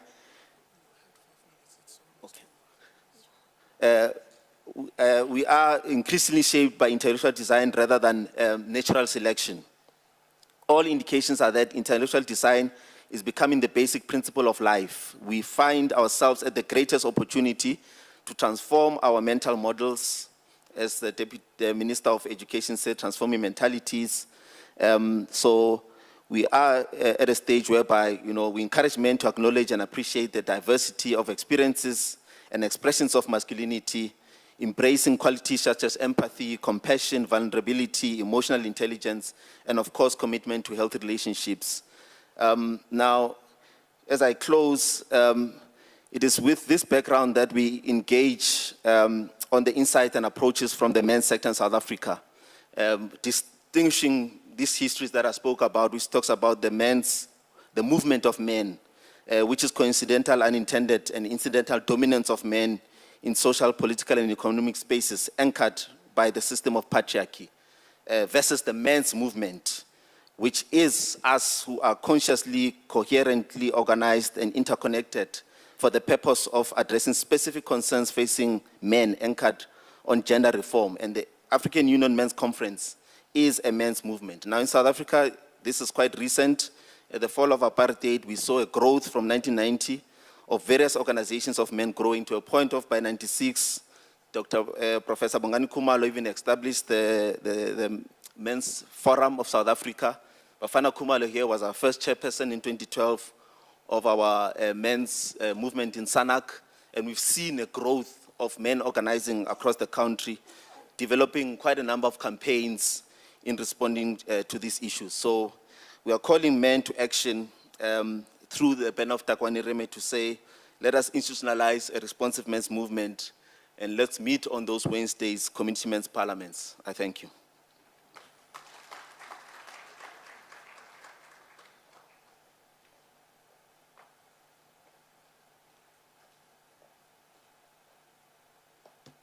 Thank you very much. I'll stand on the existing protocols. I must say it's very difficult to speak after such eloquent speakers, but I'll do my best. So maybe we can just put up my slides. Maybe let's just start from slide 3. I'll try and go through quickly. Just as I start, allow me to quote 3 formidable women who have been quite instrumental in shaping my career as a gender expert. I'll start by quoting Dr. Natalia Kanem, the UNFPA Executive Director, who has said several times, it will not be a linear progression towards gender equality or even towards ending harmful practices and gender-based violence. But the march is forward. Whether sometimes we go sideways, but at the end of the day, the march is forward. I'll quote Dr. Pumzile, who said it very well this morning, we need a feminist men's movement. And I think for now, Africa is at a very critical juncture. I know that Africa can lead the world in having a formidable and a very, very robust men's movement. So as we proceed, I think I'll start from the premise of where we are in ending gender-based violence and harmful practices.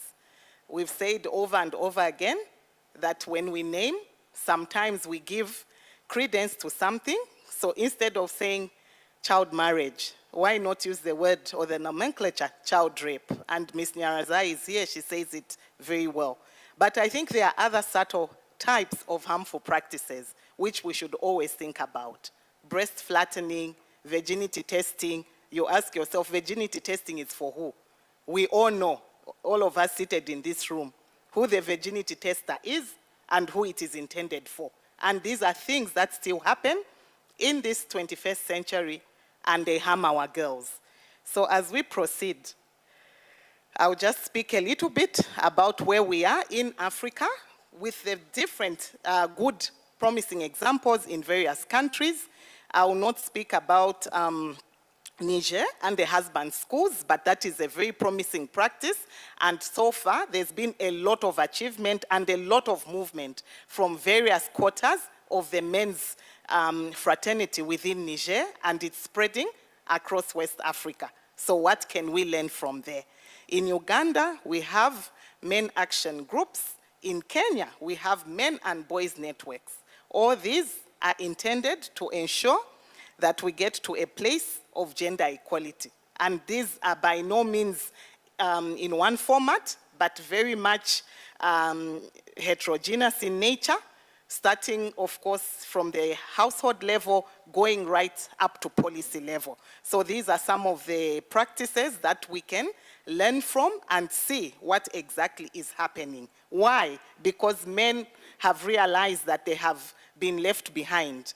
Maybe when one woman got so tired and just used her shoe to hit the husband, not knowing that he would fall and die, maybe men woke up and said, oh, so this issue of gender equality, this issue of ending violence is actually affecting all of us. So my hope is that as Africa, we will move forward to recreate, reconstruct the Africa we want. As we proceed, I think I would also like us to just refer to some of the issues around agency of women and girls. We cannot talk about gender equality. We cannot talk about ending violence against women and girls. We cannot even talk about being equal in terms of power, in terms of relations, in terms of opportunity, for as long as the women and girls are left behind and their agency is not brought to the fore. So this is what our colleagues in Uganda are doing through the men action camps. This is to do more with men standing up, also ending female genital mutilation.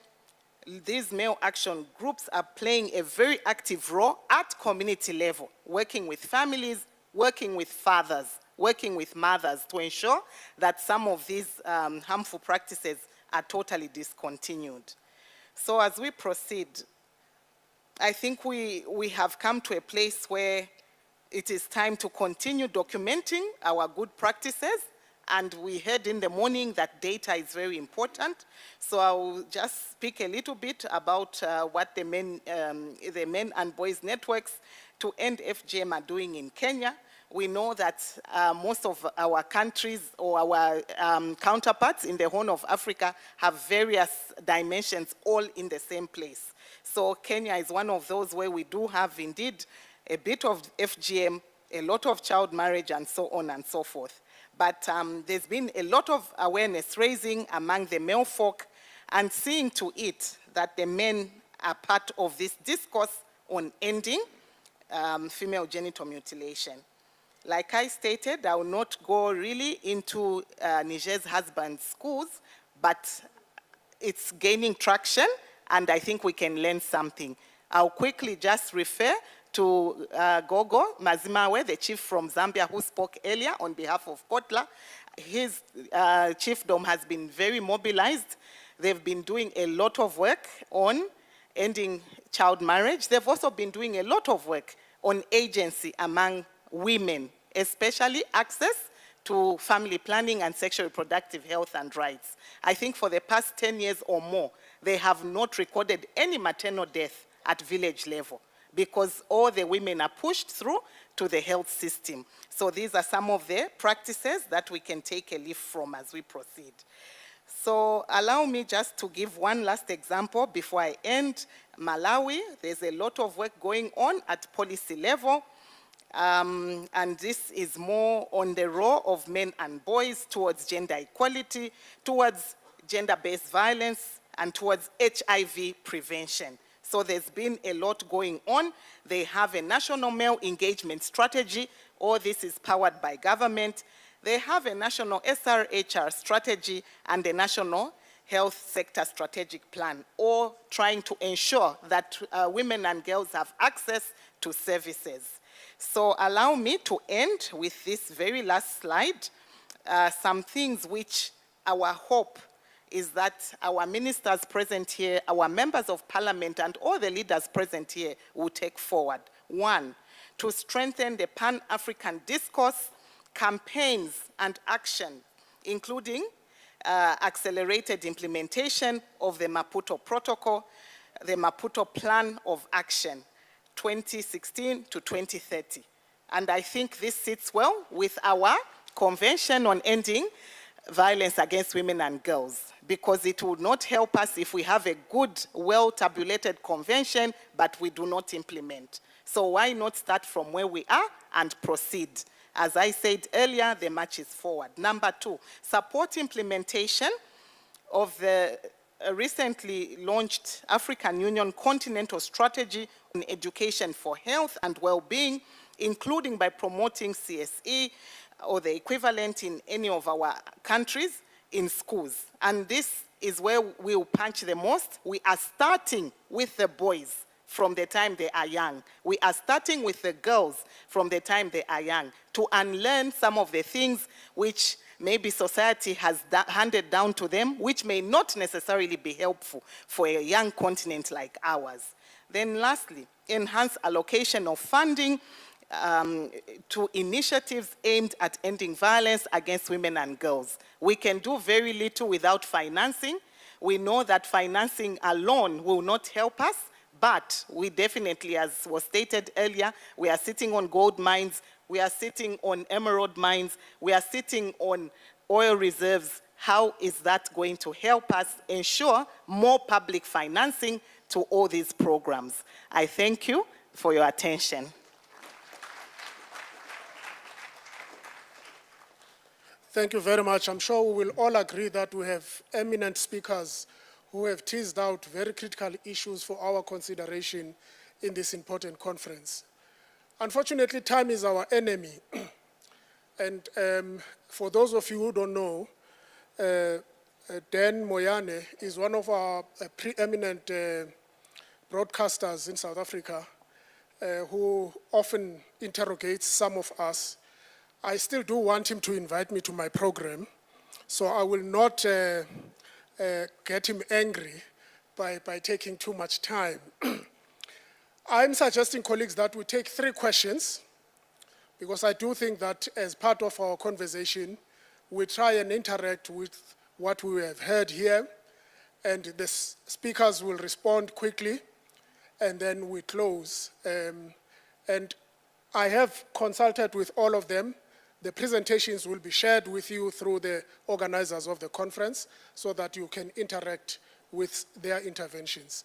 Yes, sir. 1, I saw the second hand in the middle, at the back there, and then 3, Dr. Jasi. Yes. Please be brief. Merci beaucoup, Sa Majesté Mfumudifi Mantinou de la République démocratique du Congo, vice-président en charge de l'Afrique centrale, australe et orientale de Kotla, président de l'Union africaine des autorités traditionnelles et du Forum des autorités traditionnelles dites FATA.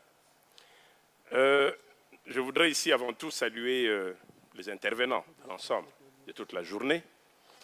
Je voudrais également souhaiter les bénédictions ancestrales à tout le monde Et également saluer le chef d'État qui nous ont amenés à cette rencontre, à commencer par le président Tshisekedi de la RDC qui avait donné l'impulsion en 2021, le président Macky Sall en 2022 et ici conjointement le président Cyril Ramaphosa et Azali Assoumani de l'Afrique du Sud et des Comores, pour que nous puissions continuer cette réflexion. I continue on this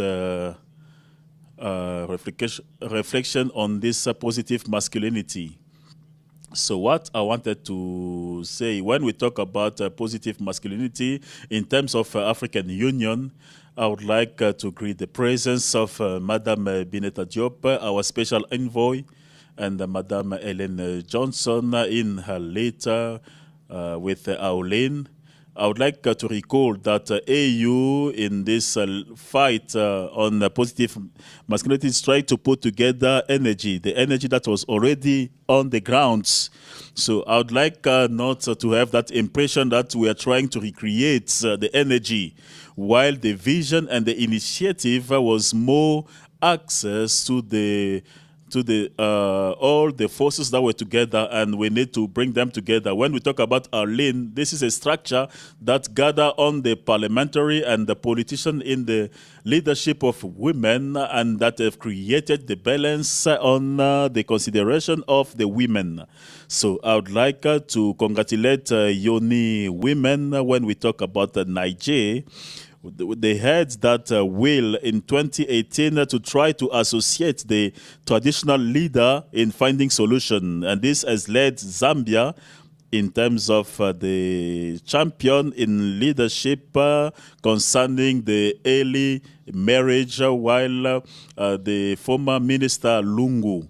And we've moved forward in the eradication of mutilation, genital mutilation. I'd like to greet my friend who is in Niger, who took the risk to bring his colleague, traditional leader, and with his the Muslim belief, they've understood that they need to eradicate. So those are the efforts that have been put together.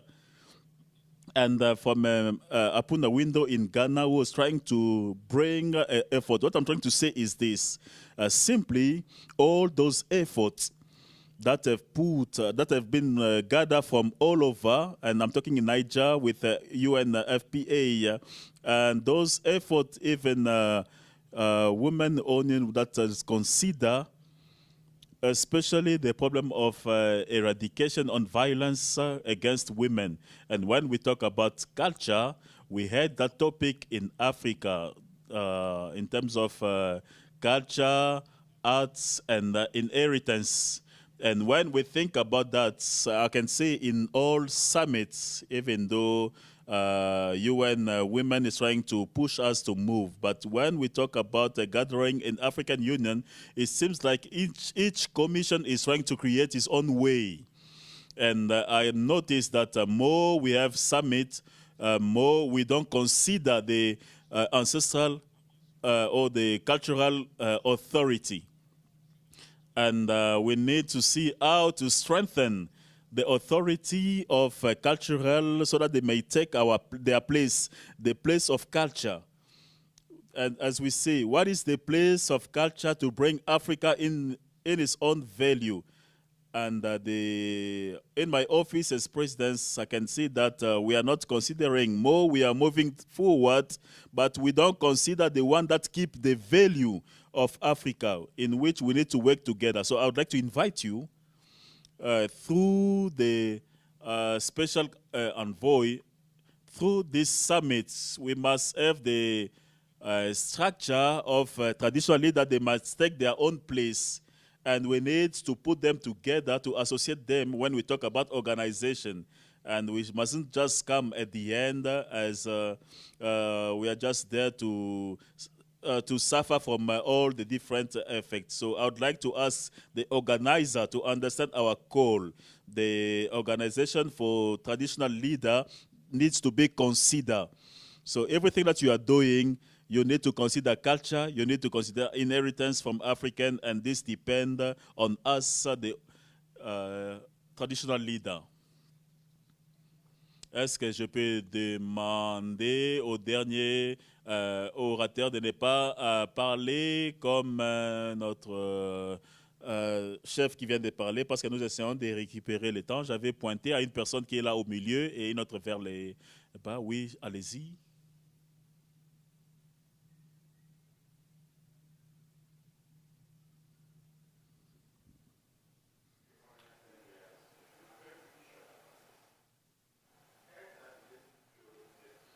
Il n'y a pas de son.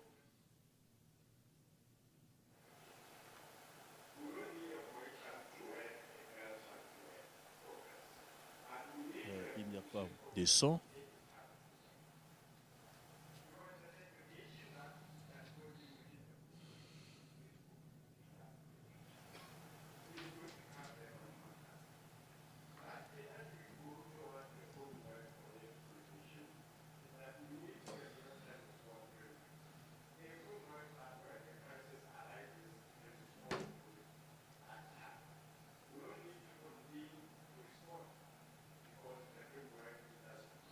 Le monsieur qui parle n'utilise pas son micro, donc j'ai du mal à entendre ce qu'il dit.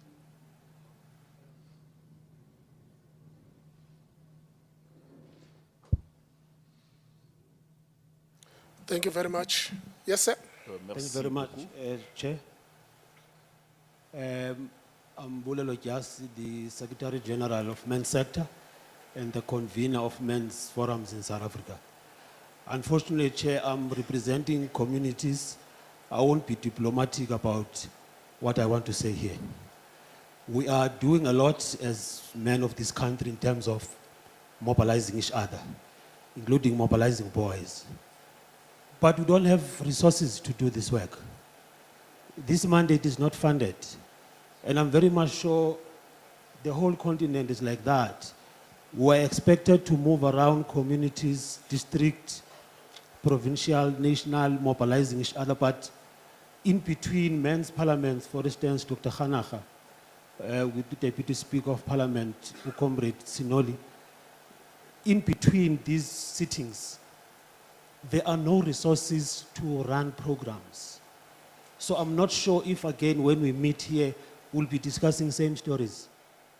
How do you expect us to mobilize each other and stop this violence against women and children if this mandate is not funded? I think governments who are here, please pull up your socks, or next time you'll talk alone. Pull up your socks. Because we know that you do have money, you do have resources in your countries. Support men's forums, support organizations working with men and boys. Otherwise, it's going to be very dangerous to run a movement without a proper mandate, because it's going to be very easy to turn into a Boko Haram. Thank you. Thank you. I will ask now my panelists to respond to the questions briefly and just also give a summing up statement. Thank you. Just 1 minute.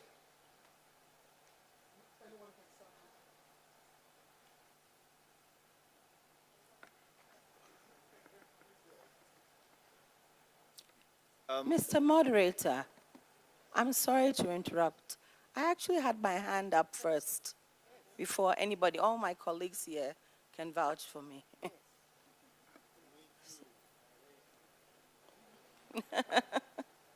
So. Sorry, ma'am, I didn't see you, and there was no intention to marginalize you, but I was giving strict orders to allow 3 people. But I can beg for indulgence that we give you a chance if you can make your intervention briefly. Thank you. And the gentleman behind me as well. So not just for you, ma'am, because really this is now getting me into trouble. That's fine, I understand. My name is Angela Asante. I'm from the Office of the President in Ghana. I just have basically about 3 recommendations, maybe 1 question. In our discussions, and I want to congratulate Madam Diop and her team and everybody who was involved in this, and the panelists who just spoke. I think one area that we haven't really delved into is gender-related election violence or politically motivated election violence. That is something that I think all around the world, women are disproportionately focused on and are targets of violence in very heinous ways. And that should be really carved out in this particular convention that we seek to put forth. I'd also like to just say that, on the back of the whole discussion on political will, we have a roadmap, as I hear, that goes to 2025 as being, the point where it will be proposed to the AU for adoption. And we're, in many countries, going through an election year next year. And so I think it needs to be figured in very, very succinctly how we're going to keep that momentum going as possibly governments change hands and there are new presidents elected. Last two things is that I'd like to commend the last speaker who spoke about the fact that there are so many forms of violence against women and boys. I think for Africa, we have to look at what ending violence against women and girls really means in terms of the specific acts. I think when she talked about fertility testing, or virginity testing, excuse me, this is something people never think of as abuse, but because it's culturally mandated in many countries. So it is definitely a form of abuse. So maybe we need to look at, for our context, what does EVALG really mean, and what are the specific acts related to it? The last thing I would say is that I think that when we look at the reference groups that are going to be part of the compilation of the convention or proposed convention, we really need to take the armed forces into real consideration because of the fact that they are part of the enforcers of these kinds of conventions that are later hopefully ratified into law. They should be part of the discussion so they understand what we're talking about when we talk about positive masculinity in an industry where more than 50% are male. I think that's very, very important. And the last thing I would ask is there any way, given that the AU and the UN have so many complementarities, that at some point we look at making this, once this is adopted by the AU, also look at a way that we can get it adopted by the UN as a whole as well, because so many things we're talking about are related to various goals, especially Goal 5, but other goals as well under the SDGs. Thank you. Thank you very much, ma'am.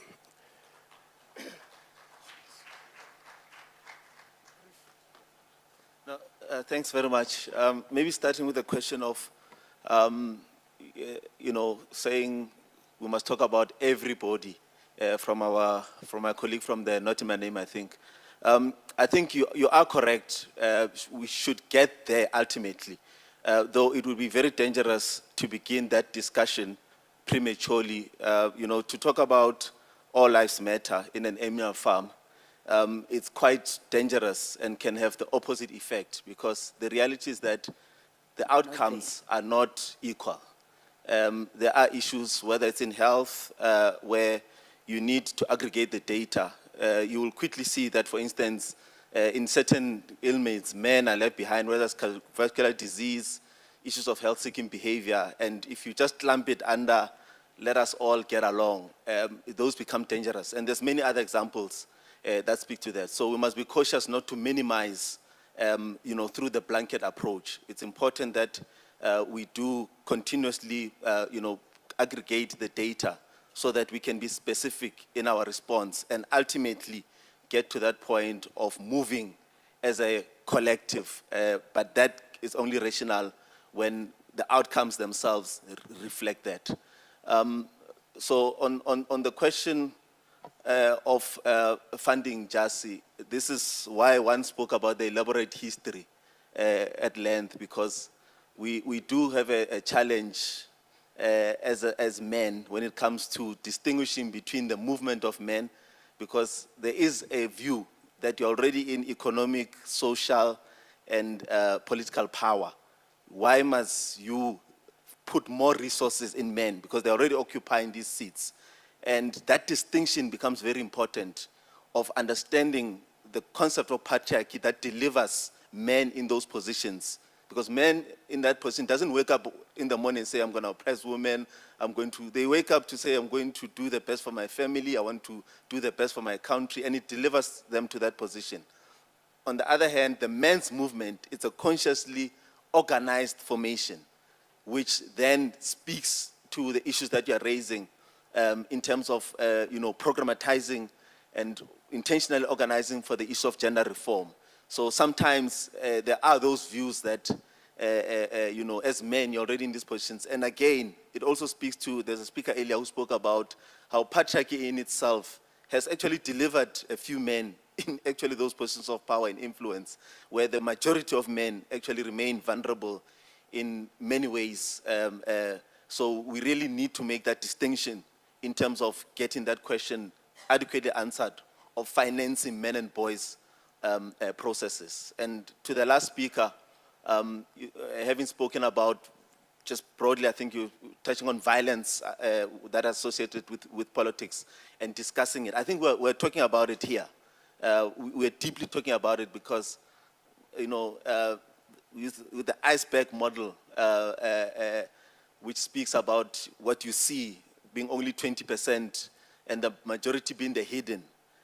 So the violence itself is just an event as an outcome of the bottom, which is the hidden stuff below the sea that speaks to our mental models that we are trying to transform here, speaking about the issues of gender transformation, which then, as we transform at that level, will then hopefully also transform the structures of society, making sure that our homes, our streets, our yards are clean, and we take off street lights, potholes, the basic stuff, litter, and that will automatically translate into different patterns that then deliver a peaceful society that does not even need to speak about violence during elections. So we are literally addressing that question in this conference.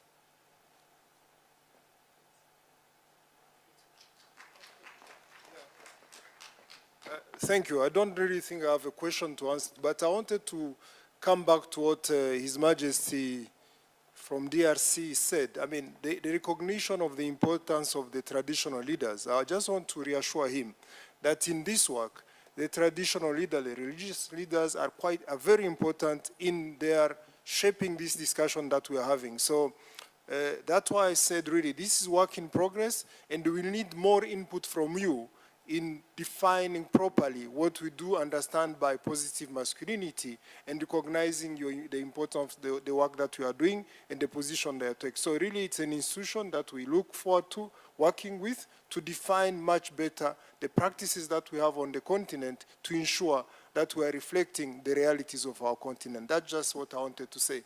The aspect of funding, we even propose to have it in the outcome document because we know it's a key driver for all this. We need it, and it's really proposed in the outcome document. Thank you very much. Thank you.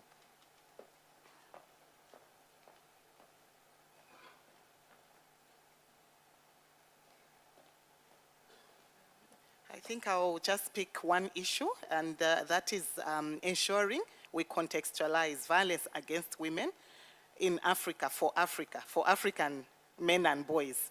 I will not go onto the tangent of we've left men and boys behind, but what I will say is that looking at the fact that UNFPA is one of the data organizations of the UN, looking at census all across the world, DHSs and all that, maybe that will be another layer just to help as we look at the convention in terms of what more data do we need to interrogate to at least show us where are we standing and what exactly is going on in Africa. Maybe at that point, we'll be able to have a convention which is looking inward and which will serve the purpose.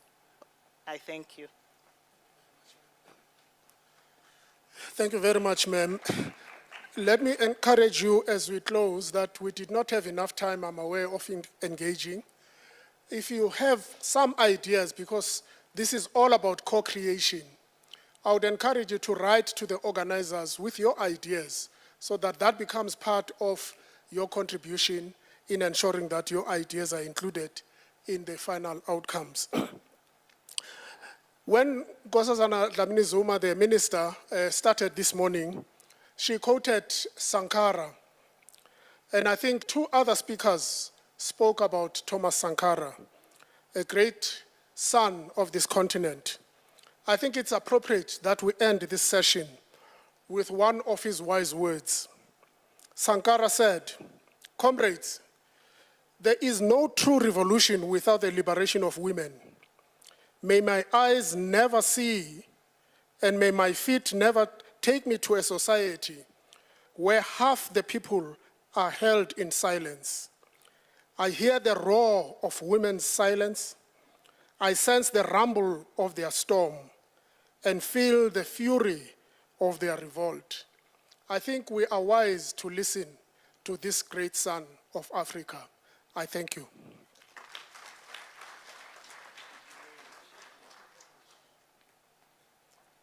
Thank you, Reverend Khumalo. I think this is yours. It's yours. Thank you very much. Thank you very much. We need a handheld mic. I don't know if there's one nearby. There was one here on the podium. I saw a handheld mic. Can we get one here to stage, please? Thank you.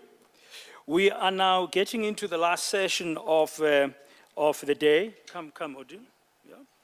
Donc nous allons approcher à la dernière session, la dernière session de la journée. Before we get into it, there are a couple of announcements we just want to draw your attention to. Nous avons quelques annonces à faire avant la clôture. I think it's on. Yeah, it's on now. You can repeat. Donc avant la clôture, nous avons quelques annonces à vous faire. Firstly, you will see on the walls, you've seen that during the day, we've got a QR code. It's also been flighted earlier as part of the program. If you scan, it says they scan me. Sorry. Okay. Donc vous allez voir que sur les différents écrans que vous avez autour de la salle, vous avez des codes QR qui apparaissent. If you scan it, you are able to access the portal for the conference. Si vous les scannez, vous pouvez accéder au portal de la conférence. And in there you will find all sorts of useful information, including documents. Et donc sur ce portal, vous trouverez toutes les informations importantes, ainsi que les présentations, les documents importants de la conférence. Both in English and in French. En français et en anglais.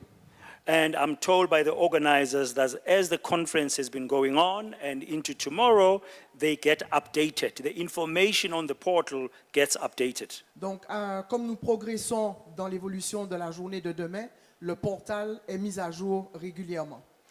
Now, we want to apologize again from the organizers. Les organisateurs souhaiteraient s'excuser profondément about the challenges that we've had technically with the interpretation from French to English. Some sectors of the room have been hearing it better this afternoon, but it's not working optimally. Apologies. Car nous avons eu beaucoup de problèmes techniques. Certaines parties de la salle dans la langue française n'ont pas pu avoir la traduction correcte et vice-versa. Donc, encore une fois, au nom des organisateurs, nous vous demandons de nous excuser. Now, because of that, most of the presentations made here today and speeches in both English and French, some of us or many of us could not really follow today. Donc, à cause de ce petit problème technique, beaucoup des présentations et des discours qui ont été faits n'ont pas pu être bien perçus par tous dans la salle. So I'm going to show you email addresses. You can see on the wall. Just make a note of that. You can email, if you haven't done so already, ahead of the conference, presentations that you've made. Some of you had PowerPoint presentations.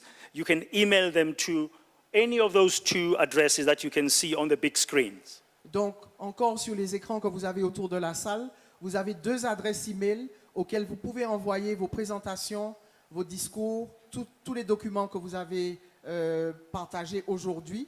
et éventuellement, I guess, for tomorrow as well, et également pour demain, de façon à ce qu'on puisse les télécharger sur le portal. But we hope by tomorrow the technical problems we'll be having should be sorted out. Mais nous espérons que le problème technique sera réglé demain. Moi aussi, je l'espère. We will remind you of these email addresses. Basically, it's two colleagues at the presidency of the Republic of South Africa. You can see the last part of both email addresses is presidency.co.za. Donc, les adresses sont des adresses de la présidence et le nom des deux collègues, ce sont ceux et celles qui vont recevoir les documents. The next announcement I want to make, this one will take place now after we've concluded. All the colleagues who are going to be presenting for their sectors tomorrow. Donc, la deuxième annonce avant la clôture, c'est que les speakers, ceux qui parleront demain et qui auront des présentations demain matin, will have to go to the back at the end of this session. When we've concluded, must move to the back there, and they will be met by my colleague Tamara Bram. Donc, ceux qui ont des présentations pour demain, nous vous demanderons, après la clôture de cette session d'aujourd'hui, de vous retrouver au fond de la salle. Nous aurons une petite réunion avec la collègue Tamara, et donc on vous fera sûrement un petit briefing pour vous préparer pour les sessions de demain. She just needs you to brief you very shortly. It won't take a long time to talk to you. Voilà, donc c'est un petit briefing de préparation pour vos présentations de demain. Okay, merci beaucoup. Je vous en prie. Okay, thank you very much. Now, we're coming to the end of the day. This is day one. We are going to get an opportunity here for consolidating all that we've heard over the course of the day and also listen to a few closing remarks. Now, to start off, I mean, this is ahead of tomorrow, which is the heads of state meeting that's going to be happening. Donc, comme nous approchons de la fin, nous aurons quelques discours de clôture. Et demain, puisque nous aurons les présidents avec nous. Now, we're going to start off this session as we close with the draft statement that's emerging from both pre-consultations that have happened over the last few weeks to the discussions today. Donc, nous allons vous présenter un document qui est une consolidation des éléments qui sont ressortis des présentations, des consultations d'aujourd'hui et de ce qui s'est passé aujourd'hui dans la salle. Okay, so I'm going to ask, and this is going to be delivered fittingly by a young man from Eswatini, who is the chair of the Men Engage Africa Youth.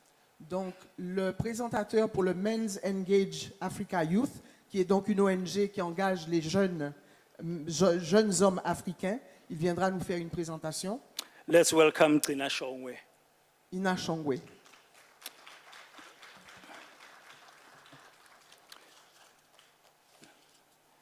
For a young man, I think he can get a warmer applause at the end of the day. I know it's been a long day, but let's encourage him with a warmer round of applause. Welcome, Tina.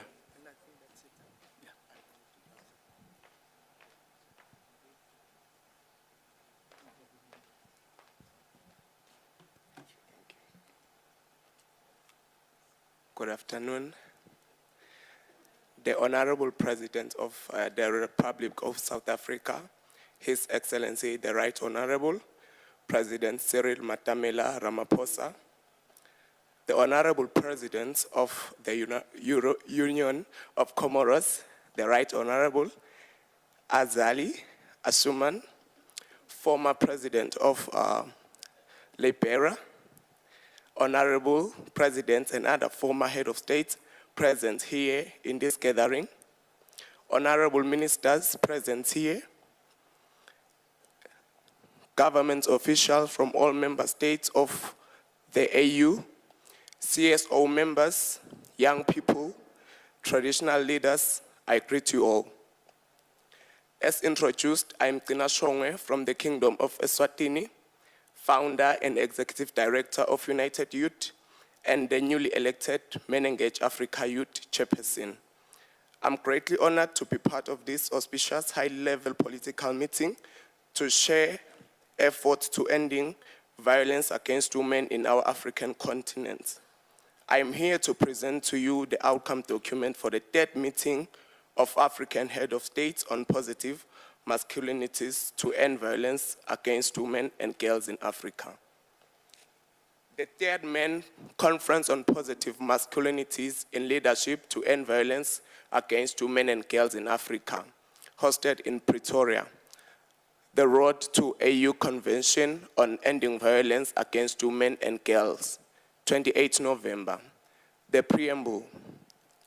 We, the head of state and government of the member states of the African Union, convened in Pretoria, South Africa, under the leadership of His Excellency, Mr. Azali Ashuman, President of the Republic of the Comoros, and the 2023 African Union Chairperson, and His Excellency Matamela Cyril Ramaphosa, President of the Republic of South Africa, and the AU Circle of Champions lead to end violence against women and girls, for the third meeting of the African Head of State and Government on positive masculinity to end violence against women and girls in Africa. On congratulating and thanking, we congratulate and thank the President of the Republic of South Africa and the President of Comoros for co-hosting the conference, reiterating their commitment to gender equality and women empowerment in Africa. As President Ramaphosa articulated during his acceptance speech as chairperson of the African Union for the year 2020. On commending, we commend His Excellency Felix Antonio Tshisekedi Chilombo, President of the Democratic Republic of Congo and 2021 chairperson of the African Union, and His Excellency Macky Sall, President of the Republic of Senegal and 2022 AU chairperson, for hosting respectively the first and the second men's conference on positive masculinity, and for their leadership in shaping the agenda of this continental initiative. On saluting, we salute Her Excellency Ellen Johnson Sirleaf, former President of the Republic of Liberia and patron of the African Women Leaders Network, for steering efforts to enhance men's engagement for the advancement of women's rights in Africa. We commend His Excellency Nana Akufo-Addo, President of the Republic of Ghana and the AU leader on gender and development issues in Africa, and His Excellency Musa Faki Mahamat, Chairperson of the African Union Commission, for their leadership in monitoring the implementation of gender initiatives in Africa. We appreciate the partnership and continued support of the United Nations system in the promotion of gender equality and women empowerment in Africa.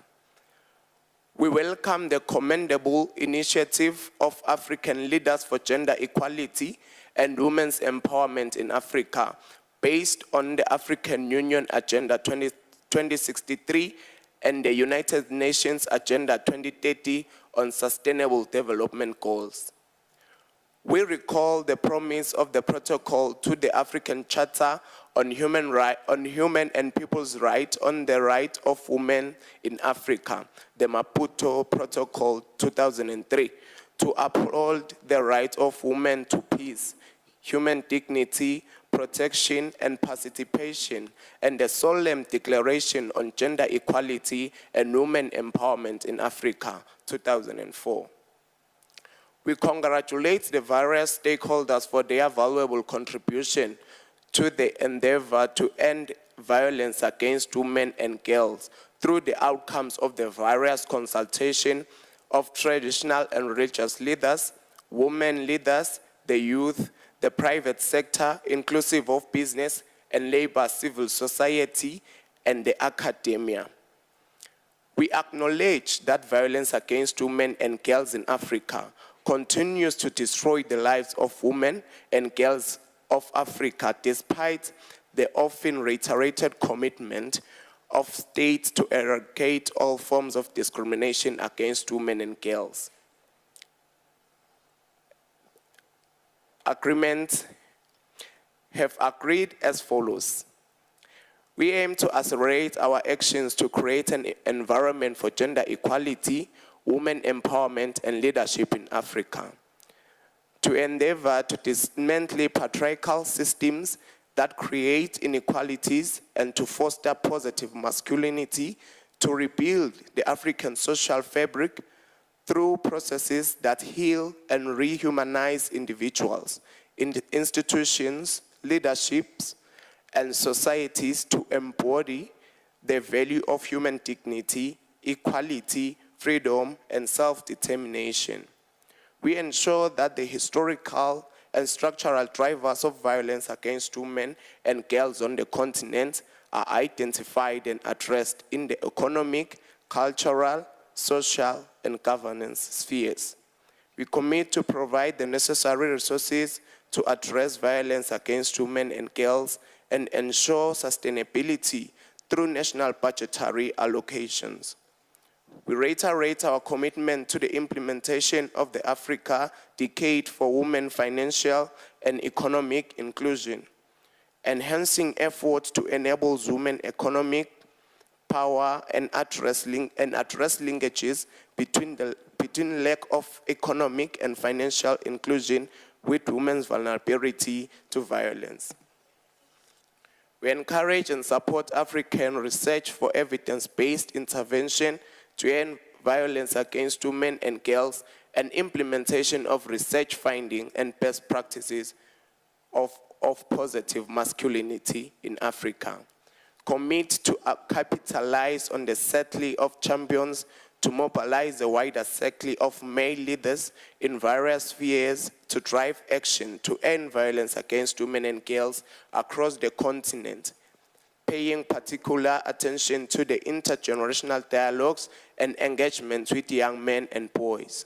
We also commit to activate all avenues to enhance the participation and leadership of all women in spheres of decision-making at all levels and all sectors of society to fulfill Africa Agenda 2063 promises of a people-centered continent.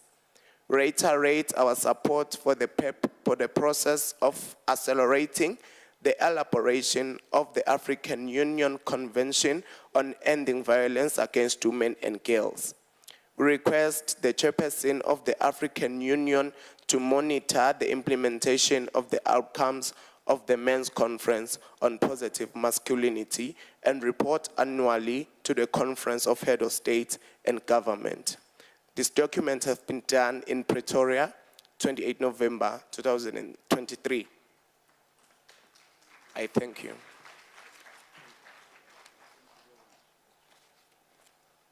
That is the draft statement that has emerged from both the pre-consultations and the discussions, some of the discussions here today. Of course, tomorrow will be the heads of state meeting. I am sure a final version will be prepared for tomorrow.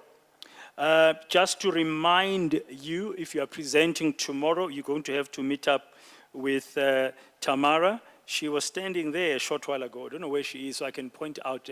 There's the lady there on this flag to my right.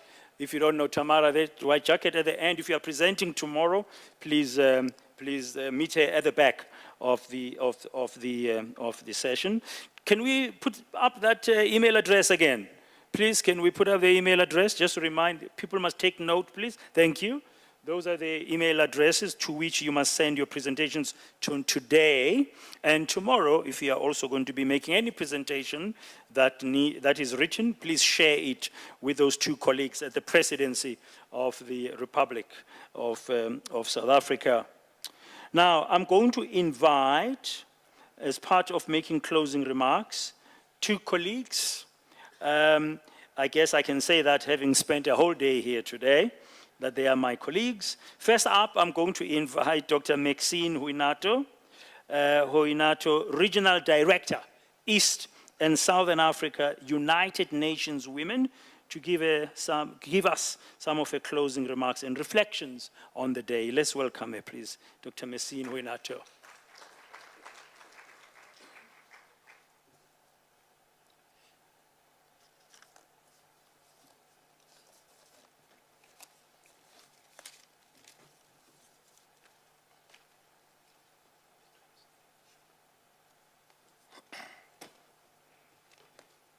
Thank you very much. I think at this time of the day, there's probably no protocol to stand on.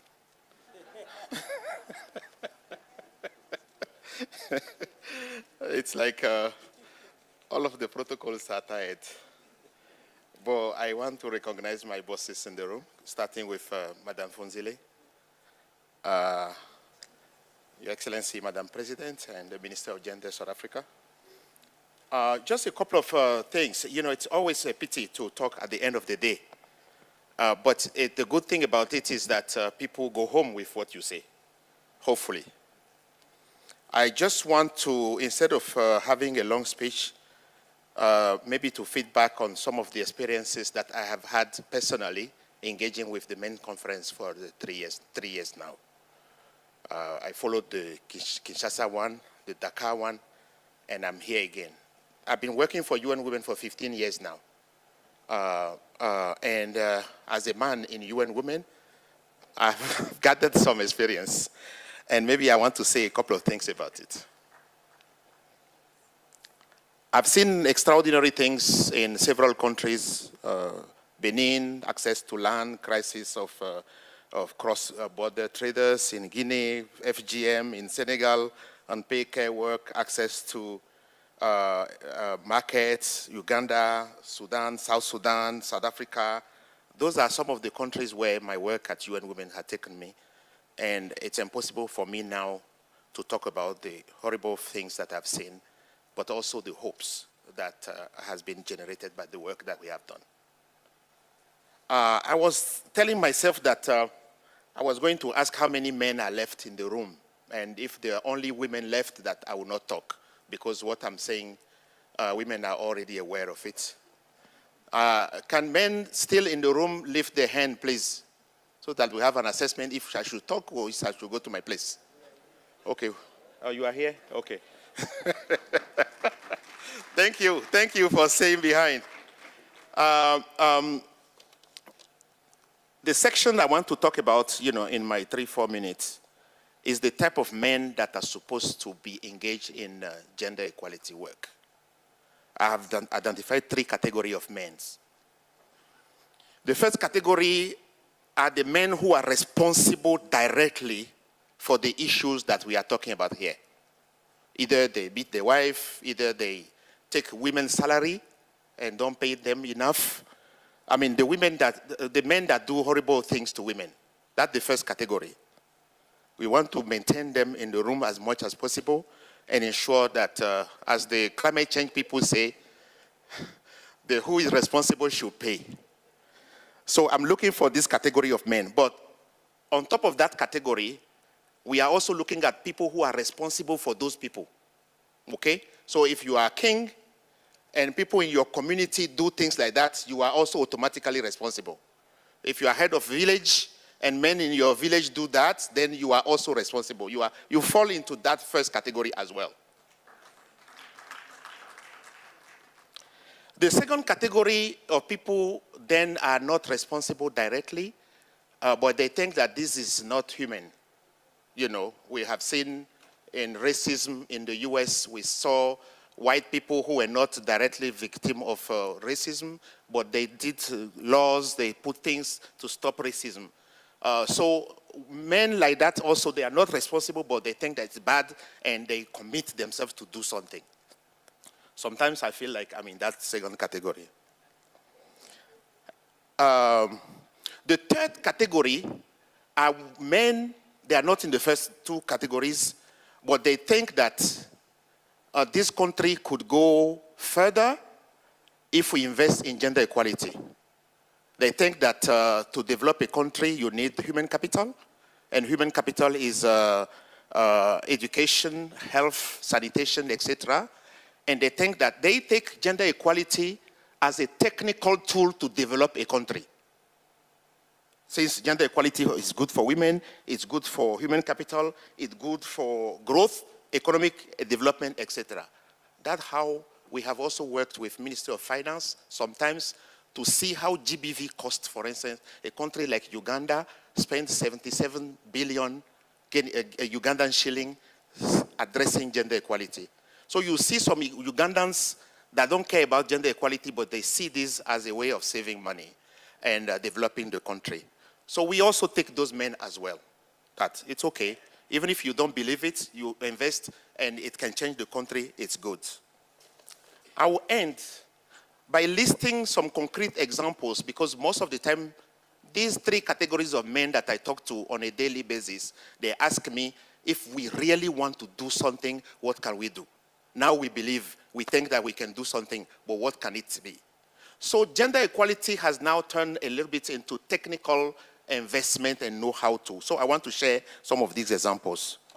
The first example that I've seen that, and maybe the president are coming tomorrow, I will not be talking to them, but those who will be talking to them kindly take note and transfer to them some of the things that UN Women has done that have been very, very successful, that they can maybe promote in their countries. The first one is temporary measures. We have seen that temporary measures, which is like quota, reserve seats, etc., have been extraordinarily effective in a lot of countries. Like even a country like Senegal that have 50-50 parity thing, we have seen political parties investing in women parliamentarians to increase their capacity. Meanwhile, when we had at that time 1 or 2 women, they didn't care. The women could vote however they want in parliament. They didn't care about that. But now we see political parties investing in women because they are more and more. Number 2, we have an interesting program that we call Buy from Women that we have developed in several countries in West Africa, in Eastern Africa, which is like promoting gender-responsible procurement. Having laws that will promote government to buy from businesses that are owned and controlled by women.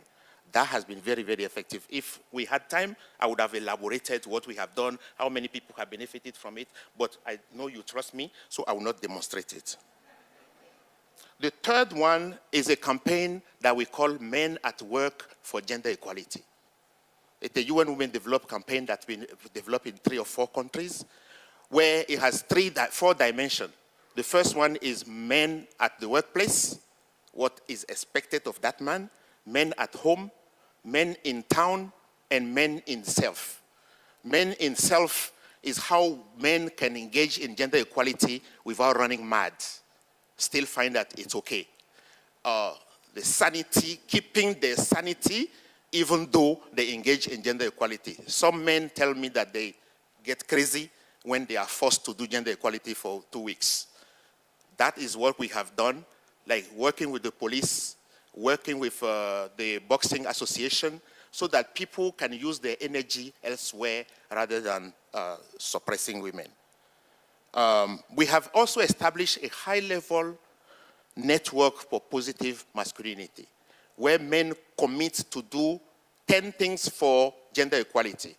And then we recruit women organizations that monitor now how they implement those 10 things. And the condition to be in that network is to be powerful.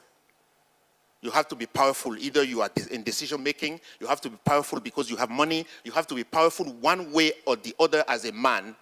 And now we say you use that power now to do 10 things for women. And the results are very, very interesting. The last point is the areas in which we have had results working with those women. The first one is in the police, in the hospitals. Those are for gender-based violence addressing.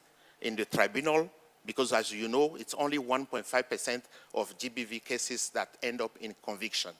Most of the others, and even those convictions, it's like 3 months, 4 months. By the time the trial is finished, the person is already out. So we have been very, very effective in addressing this, recruiting judges into the high-level positive masculinity network, so that now their trial is different from what they have been doing before. The last point is technology. In Kenya, for instance, and I was talking to President Funzile the other day about an experience that we have in Kenya with Toyota, where we have established like a garage of women that have been trained by Toyota to fix cars, and then all of the UN, all of the government cars, have been directed to do. And those women are vulnerable women, and their lives have changed, and what they have been doing with their families now has been tremendous in terms of impact on the society. The last point is like energy. I remember seeing in Senegal a village where there's no electricity, and we have established, men have established electricity panel for women. And if you see the fact that these women have electricity in a village where there's no electricity, it has changed the dynamics in terms of decision-making in the village. Men line up to charge their telephone in the solar panel of women, the complete dynamic of social. So we have concrete examples that we can share with men in this room who are I'm talking about those who are powerful, you know, because if you are a man and you want to come to gender equality to eat the money of gender equality, no. We are talking about men who already have power, who already have money or resources that can now bring the resources, because gender equality, the whole of men in gender equality is not to come and suck resources from the women, organizations or for women, but to bring their resources, to bring their power and change the life of women and men. Thank you very much.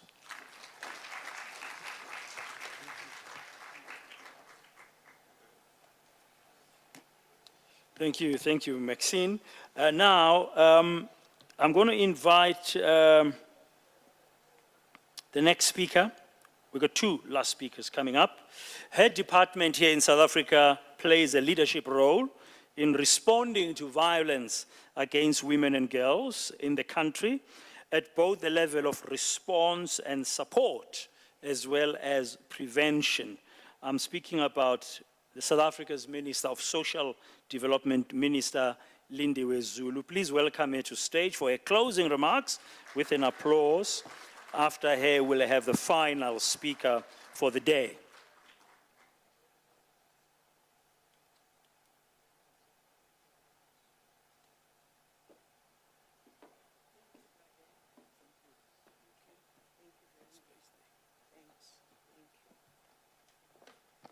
Thank you very much, and a very good afternoon. I think there's still a little bit of space of protocols. The people that we started with this morning are still here, and that is really, really appreciated, from the former president, from the former deputy president, to, of course, Minister Nkosazana Dlamini Zuma. We wouldn't expect anything different. This is your conference, and the presidency.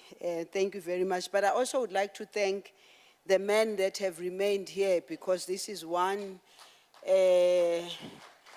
when we get to such meetings, we know that as women, we always sit throughout these meetings and contribute very attentively, because we want to see the change. But I see that there's quite a number of men who have remained in the room, which therefore means part of what was a discussion here about political will, part of what was a discussion here about ensuring that men lead and they take the lead, we can see that those who are here are here. For those who left, please, the ones who are here, please, if you have their phone numbers, please call them and tell them tomorrow they must not leave the meeting, because we need them here. I think it's been a very long day, and most of the discussions that took place, and especially the last one being read by the young men in particular, I think that's what we need to focus on, and I'm hoping that people can have it so that they can look at it and make sure that by tomorrow it is a document that will be accepted by everybody. It is a document that people are going to take and make sure that it is implemented, but also it's a document that will have to be used in the presentation to the heads of state who are going to be here, for them to have a greater understanding and appreciation of what we spent the whole day about. So I'm not going to go back into what came through to our discussion. Safe to say that there were a few very important points that we must not lose sight of. And for me, it was, how did we get here? As Minister Nkosazana Dlamini Zuma indicated earlier on, which therefore means if we know how we got here, then we'll be able to look at the causes of why we are here.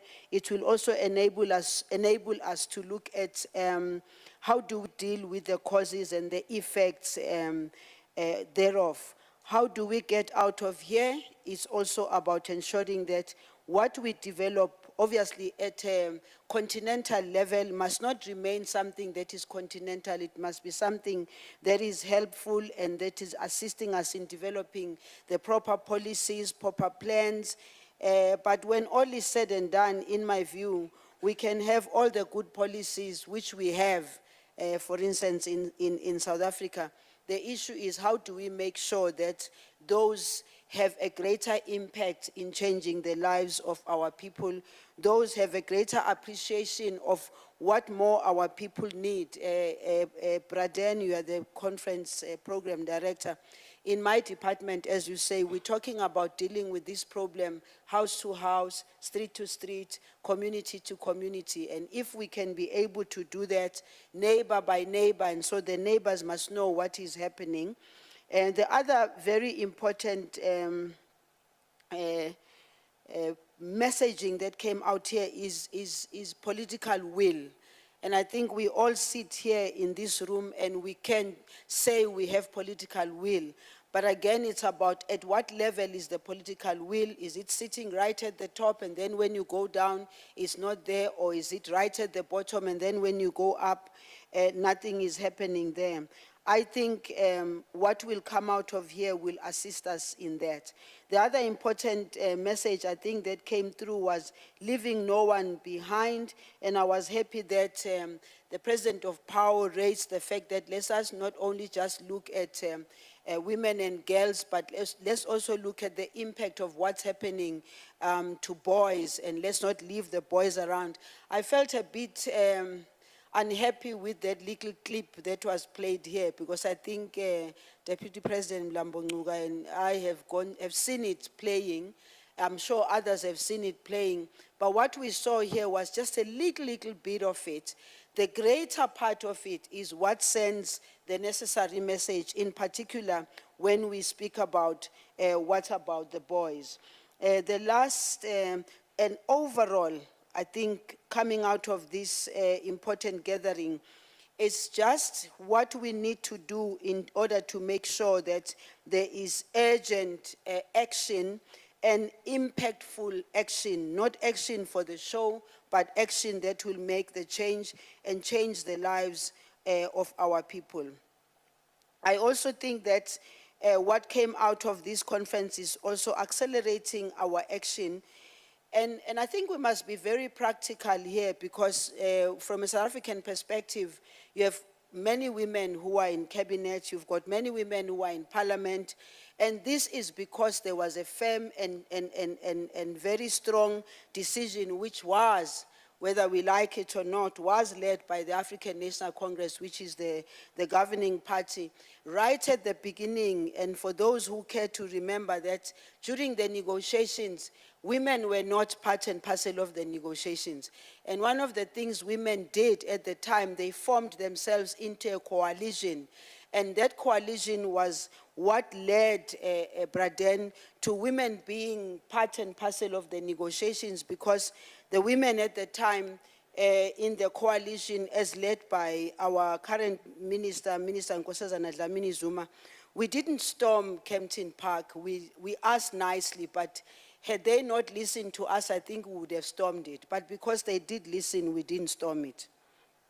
But also, at that time, there was a decision that all political parties who are in the negotiations who are not having women must leave a seat there to show that they think there are no women who can participate.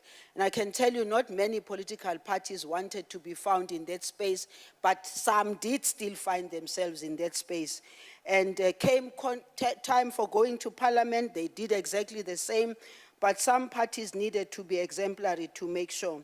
So what we are closing with here is to say, the struggle for women's emancipation and the struggle for freedom of women and the struggle for women to be free on every street, at workplace and all, also starts with positive masculinity. So the explanation of what positive masculinity is all about, I think it was explained here.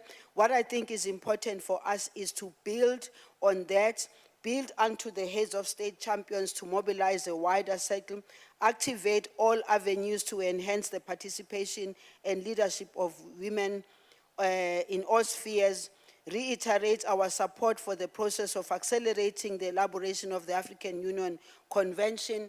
And I think tomorrow, hopefully, we are also going to be getting the leadership of the African continent committing themselves to more than just a political will, but making sure that there's also resources for that, because if it is not funded, it will not happen. Thank you very much and a very good evening to you. We will see you tomorrow. Thank you, Minister. Thank you very much.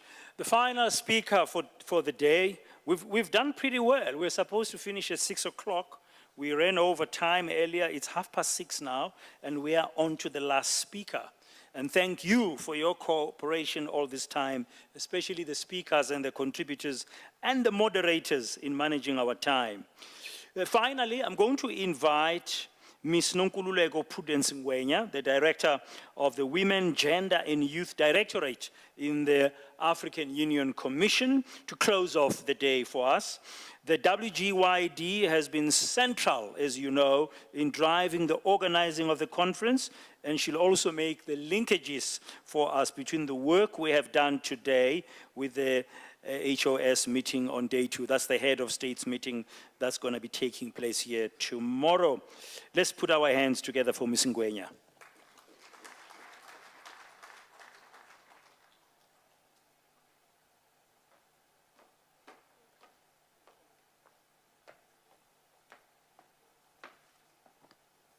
I stand on existing protocol. Good evening. Obviously, it is an evening now, and I got the graveyard shift. I'm going to be very, very brief. Mine is very, very small. I just came to acknowledge all the important people that are in the room, and also really start by saying that we are indeed, as a younger woman, not a young woman, we want to acknowledge the women who we stand on their shoulders. And these are the women who opened doors for some of us. We have come to the end of the 3rd Men's Conference on Positive Masculinity in Leadership to End Violence Against Women and Girls. And we've had powerful experiences from today's discussions in support of the need to undertake explicit measures so that no one is left behind in our actions to stop the cycle of violence against women and girls. I'd like to also appreciate the leadership of the Republic of South Africa and the Union of Comoros in collaboration with the Circle of Champions, the African Union Commission, the leadership of AULIN, and all partners present here for a successful first day. The African Union Commission, and indeed the Women, Gender and Youth Directorate, places much significance in this partnership with men and boys and the shared agenda to end violence against women and girls that we've worked together to strengthen and deliver in the last 3 years. Excellencies, ladies and gentlemen, today we discussed many things, and in particular we spoke about the impact of violence against women and girls on the continent, and all the speakers concurred that this is an unacceptable situation and requires bold and an ambitious response.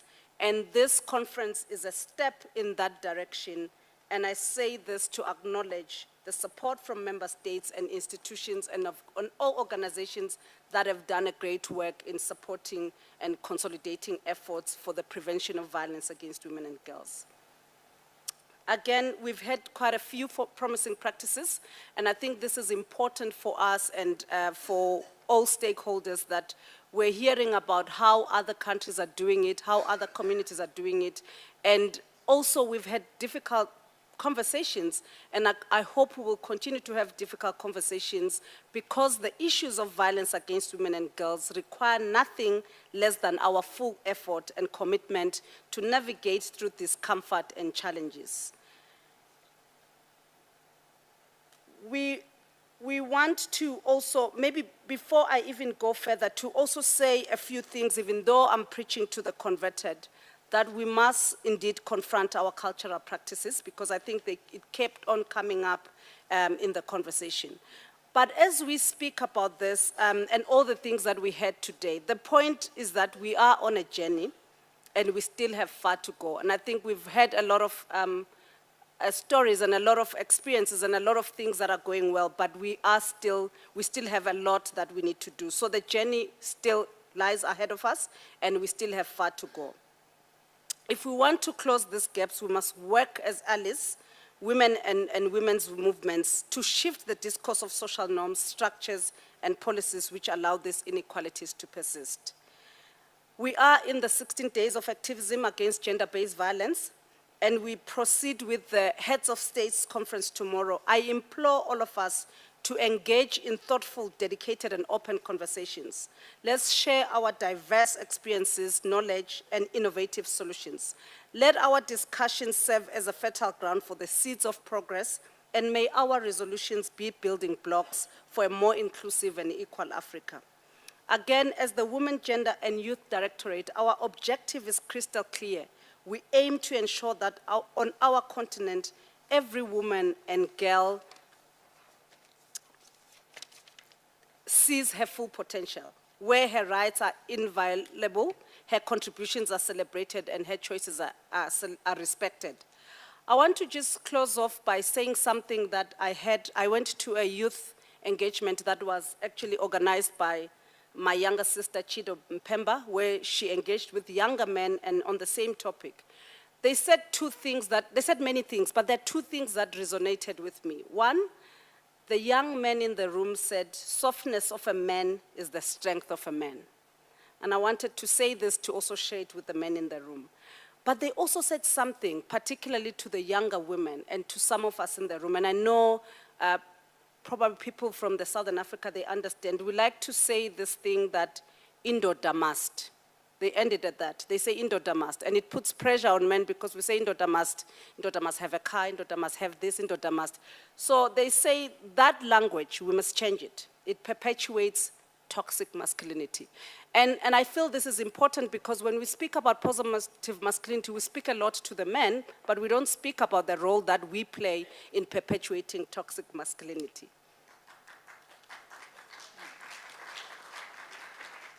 And at a very, very personal level, and even at my level, we need to be people who create the ideal environment for men to be what we want them to be.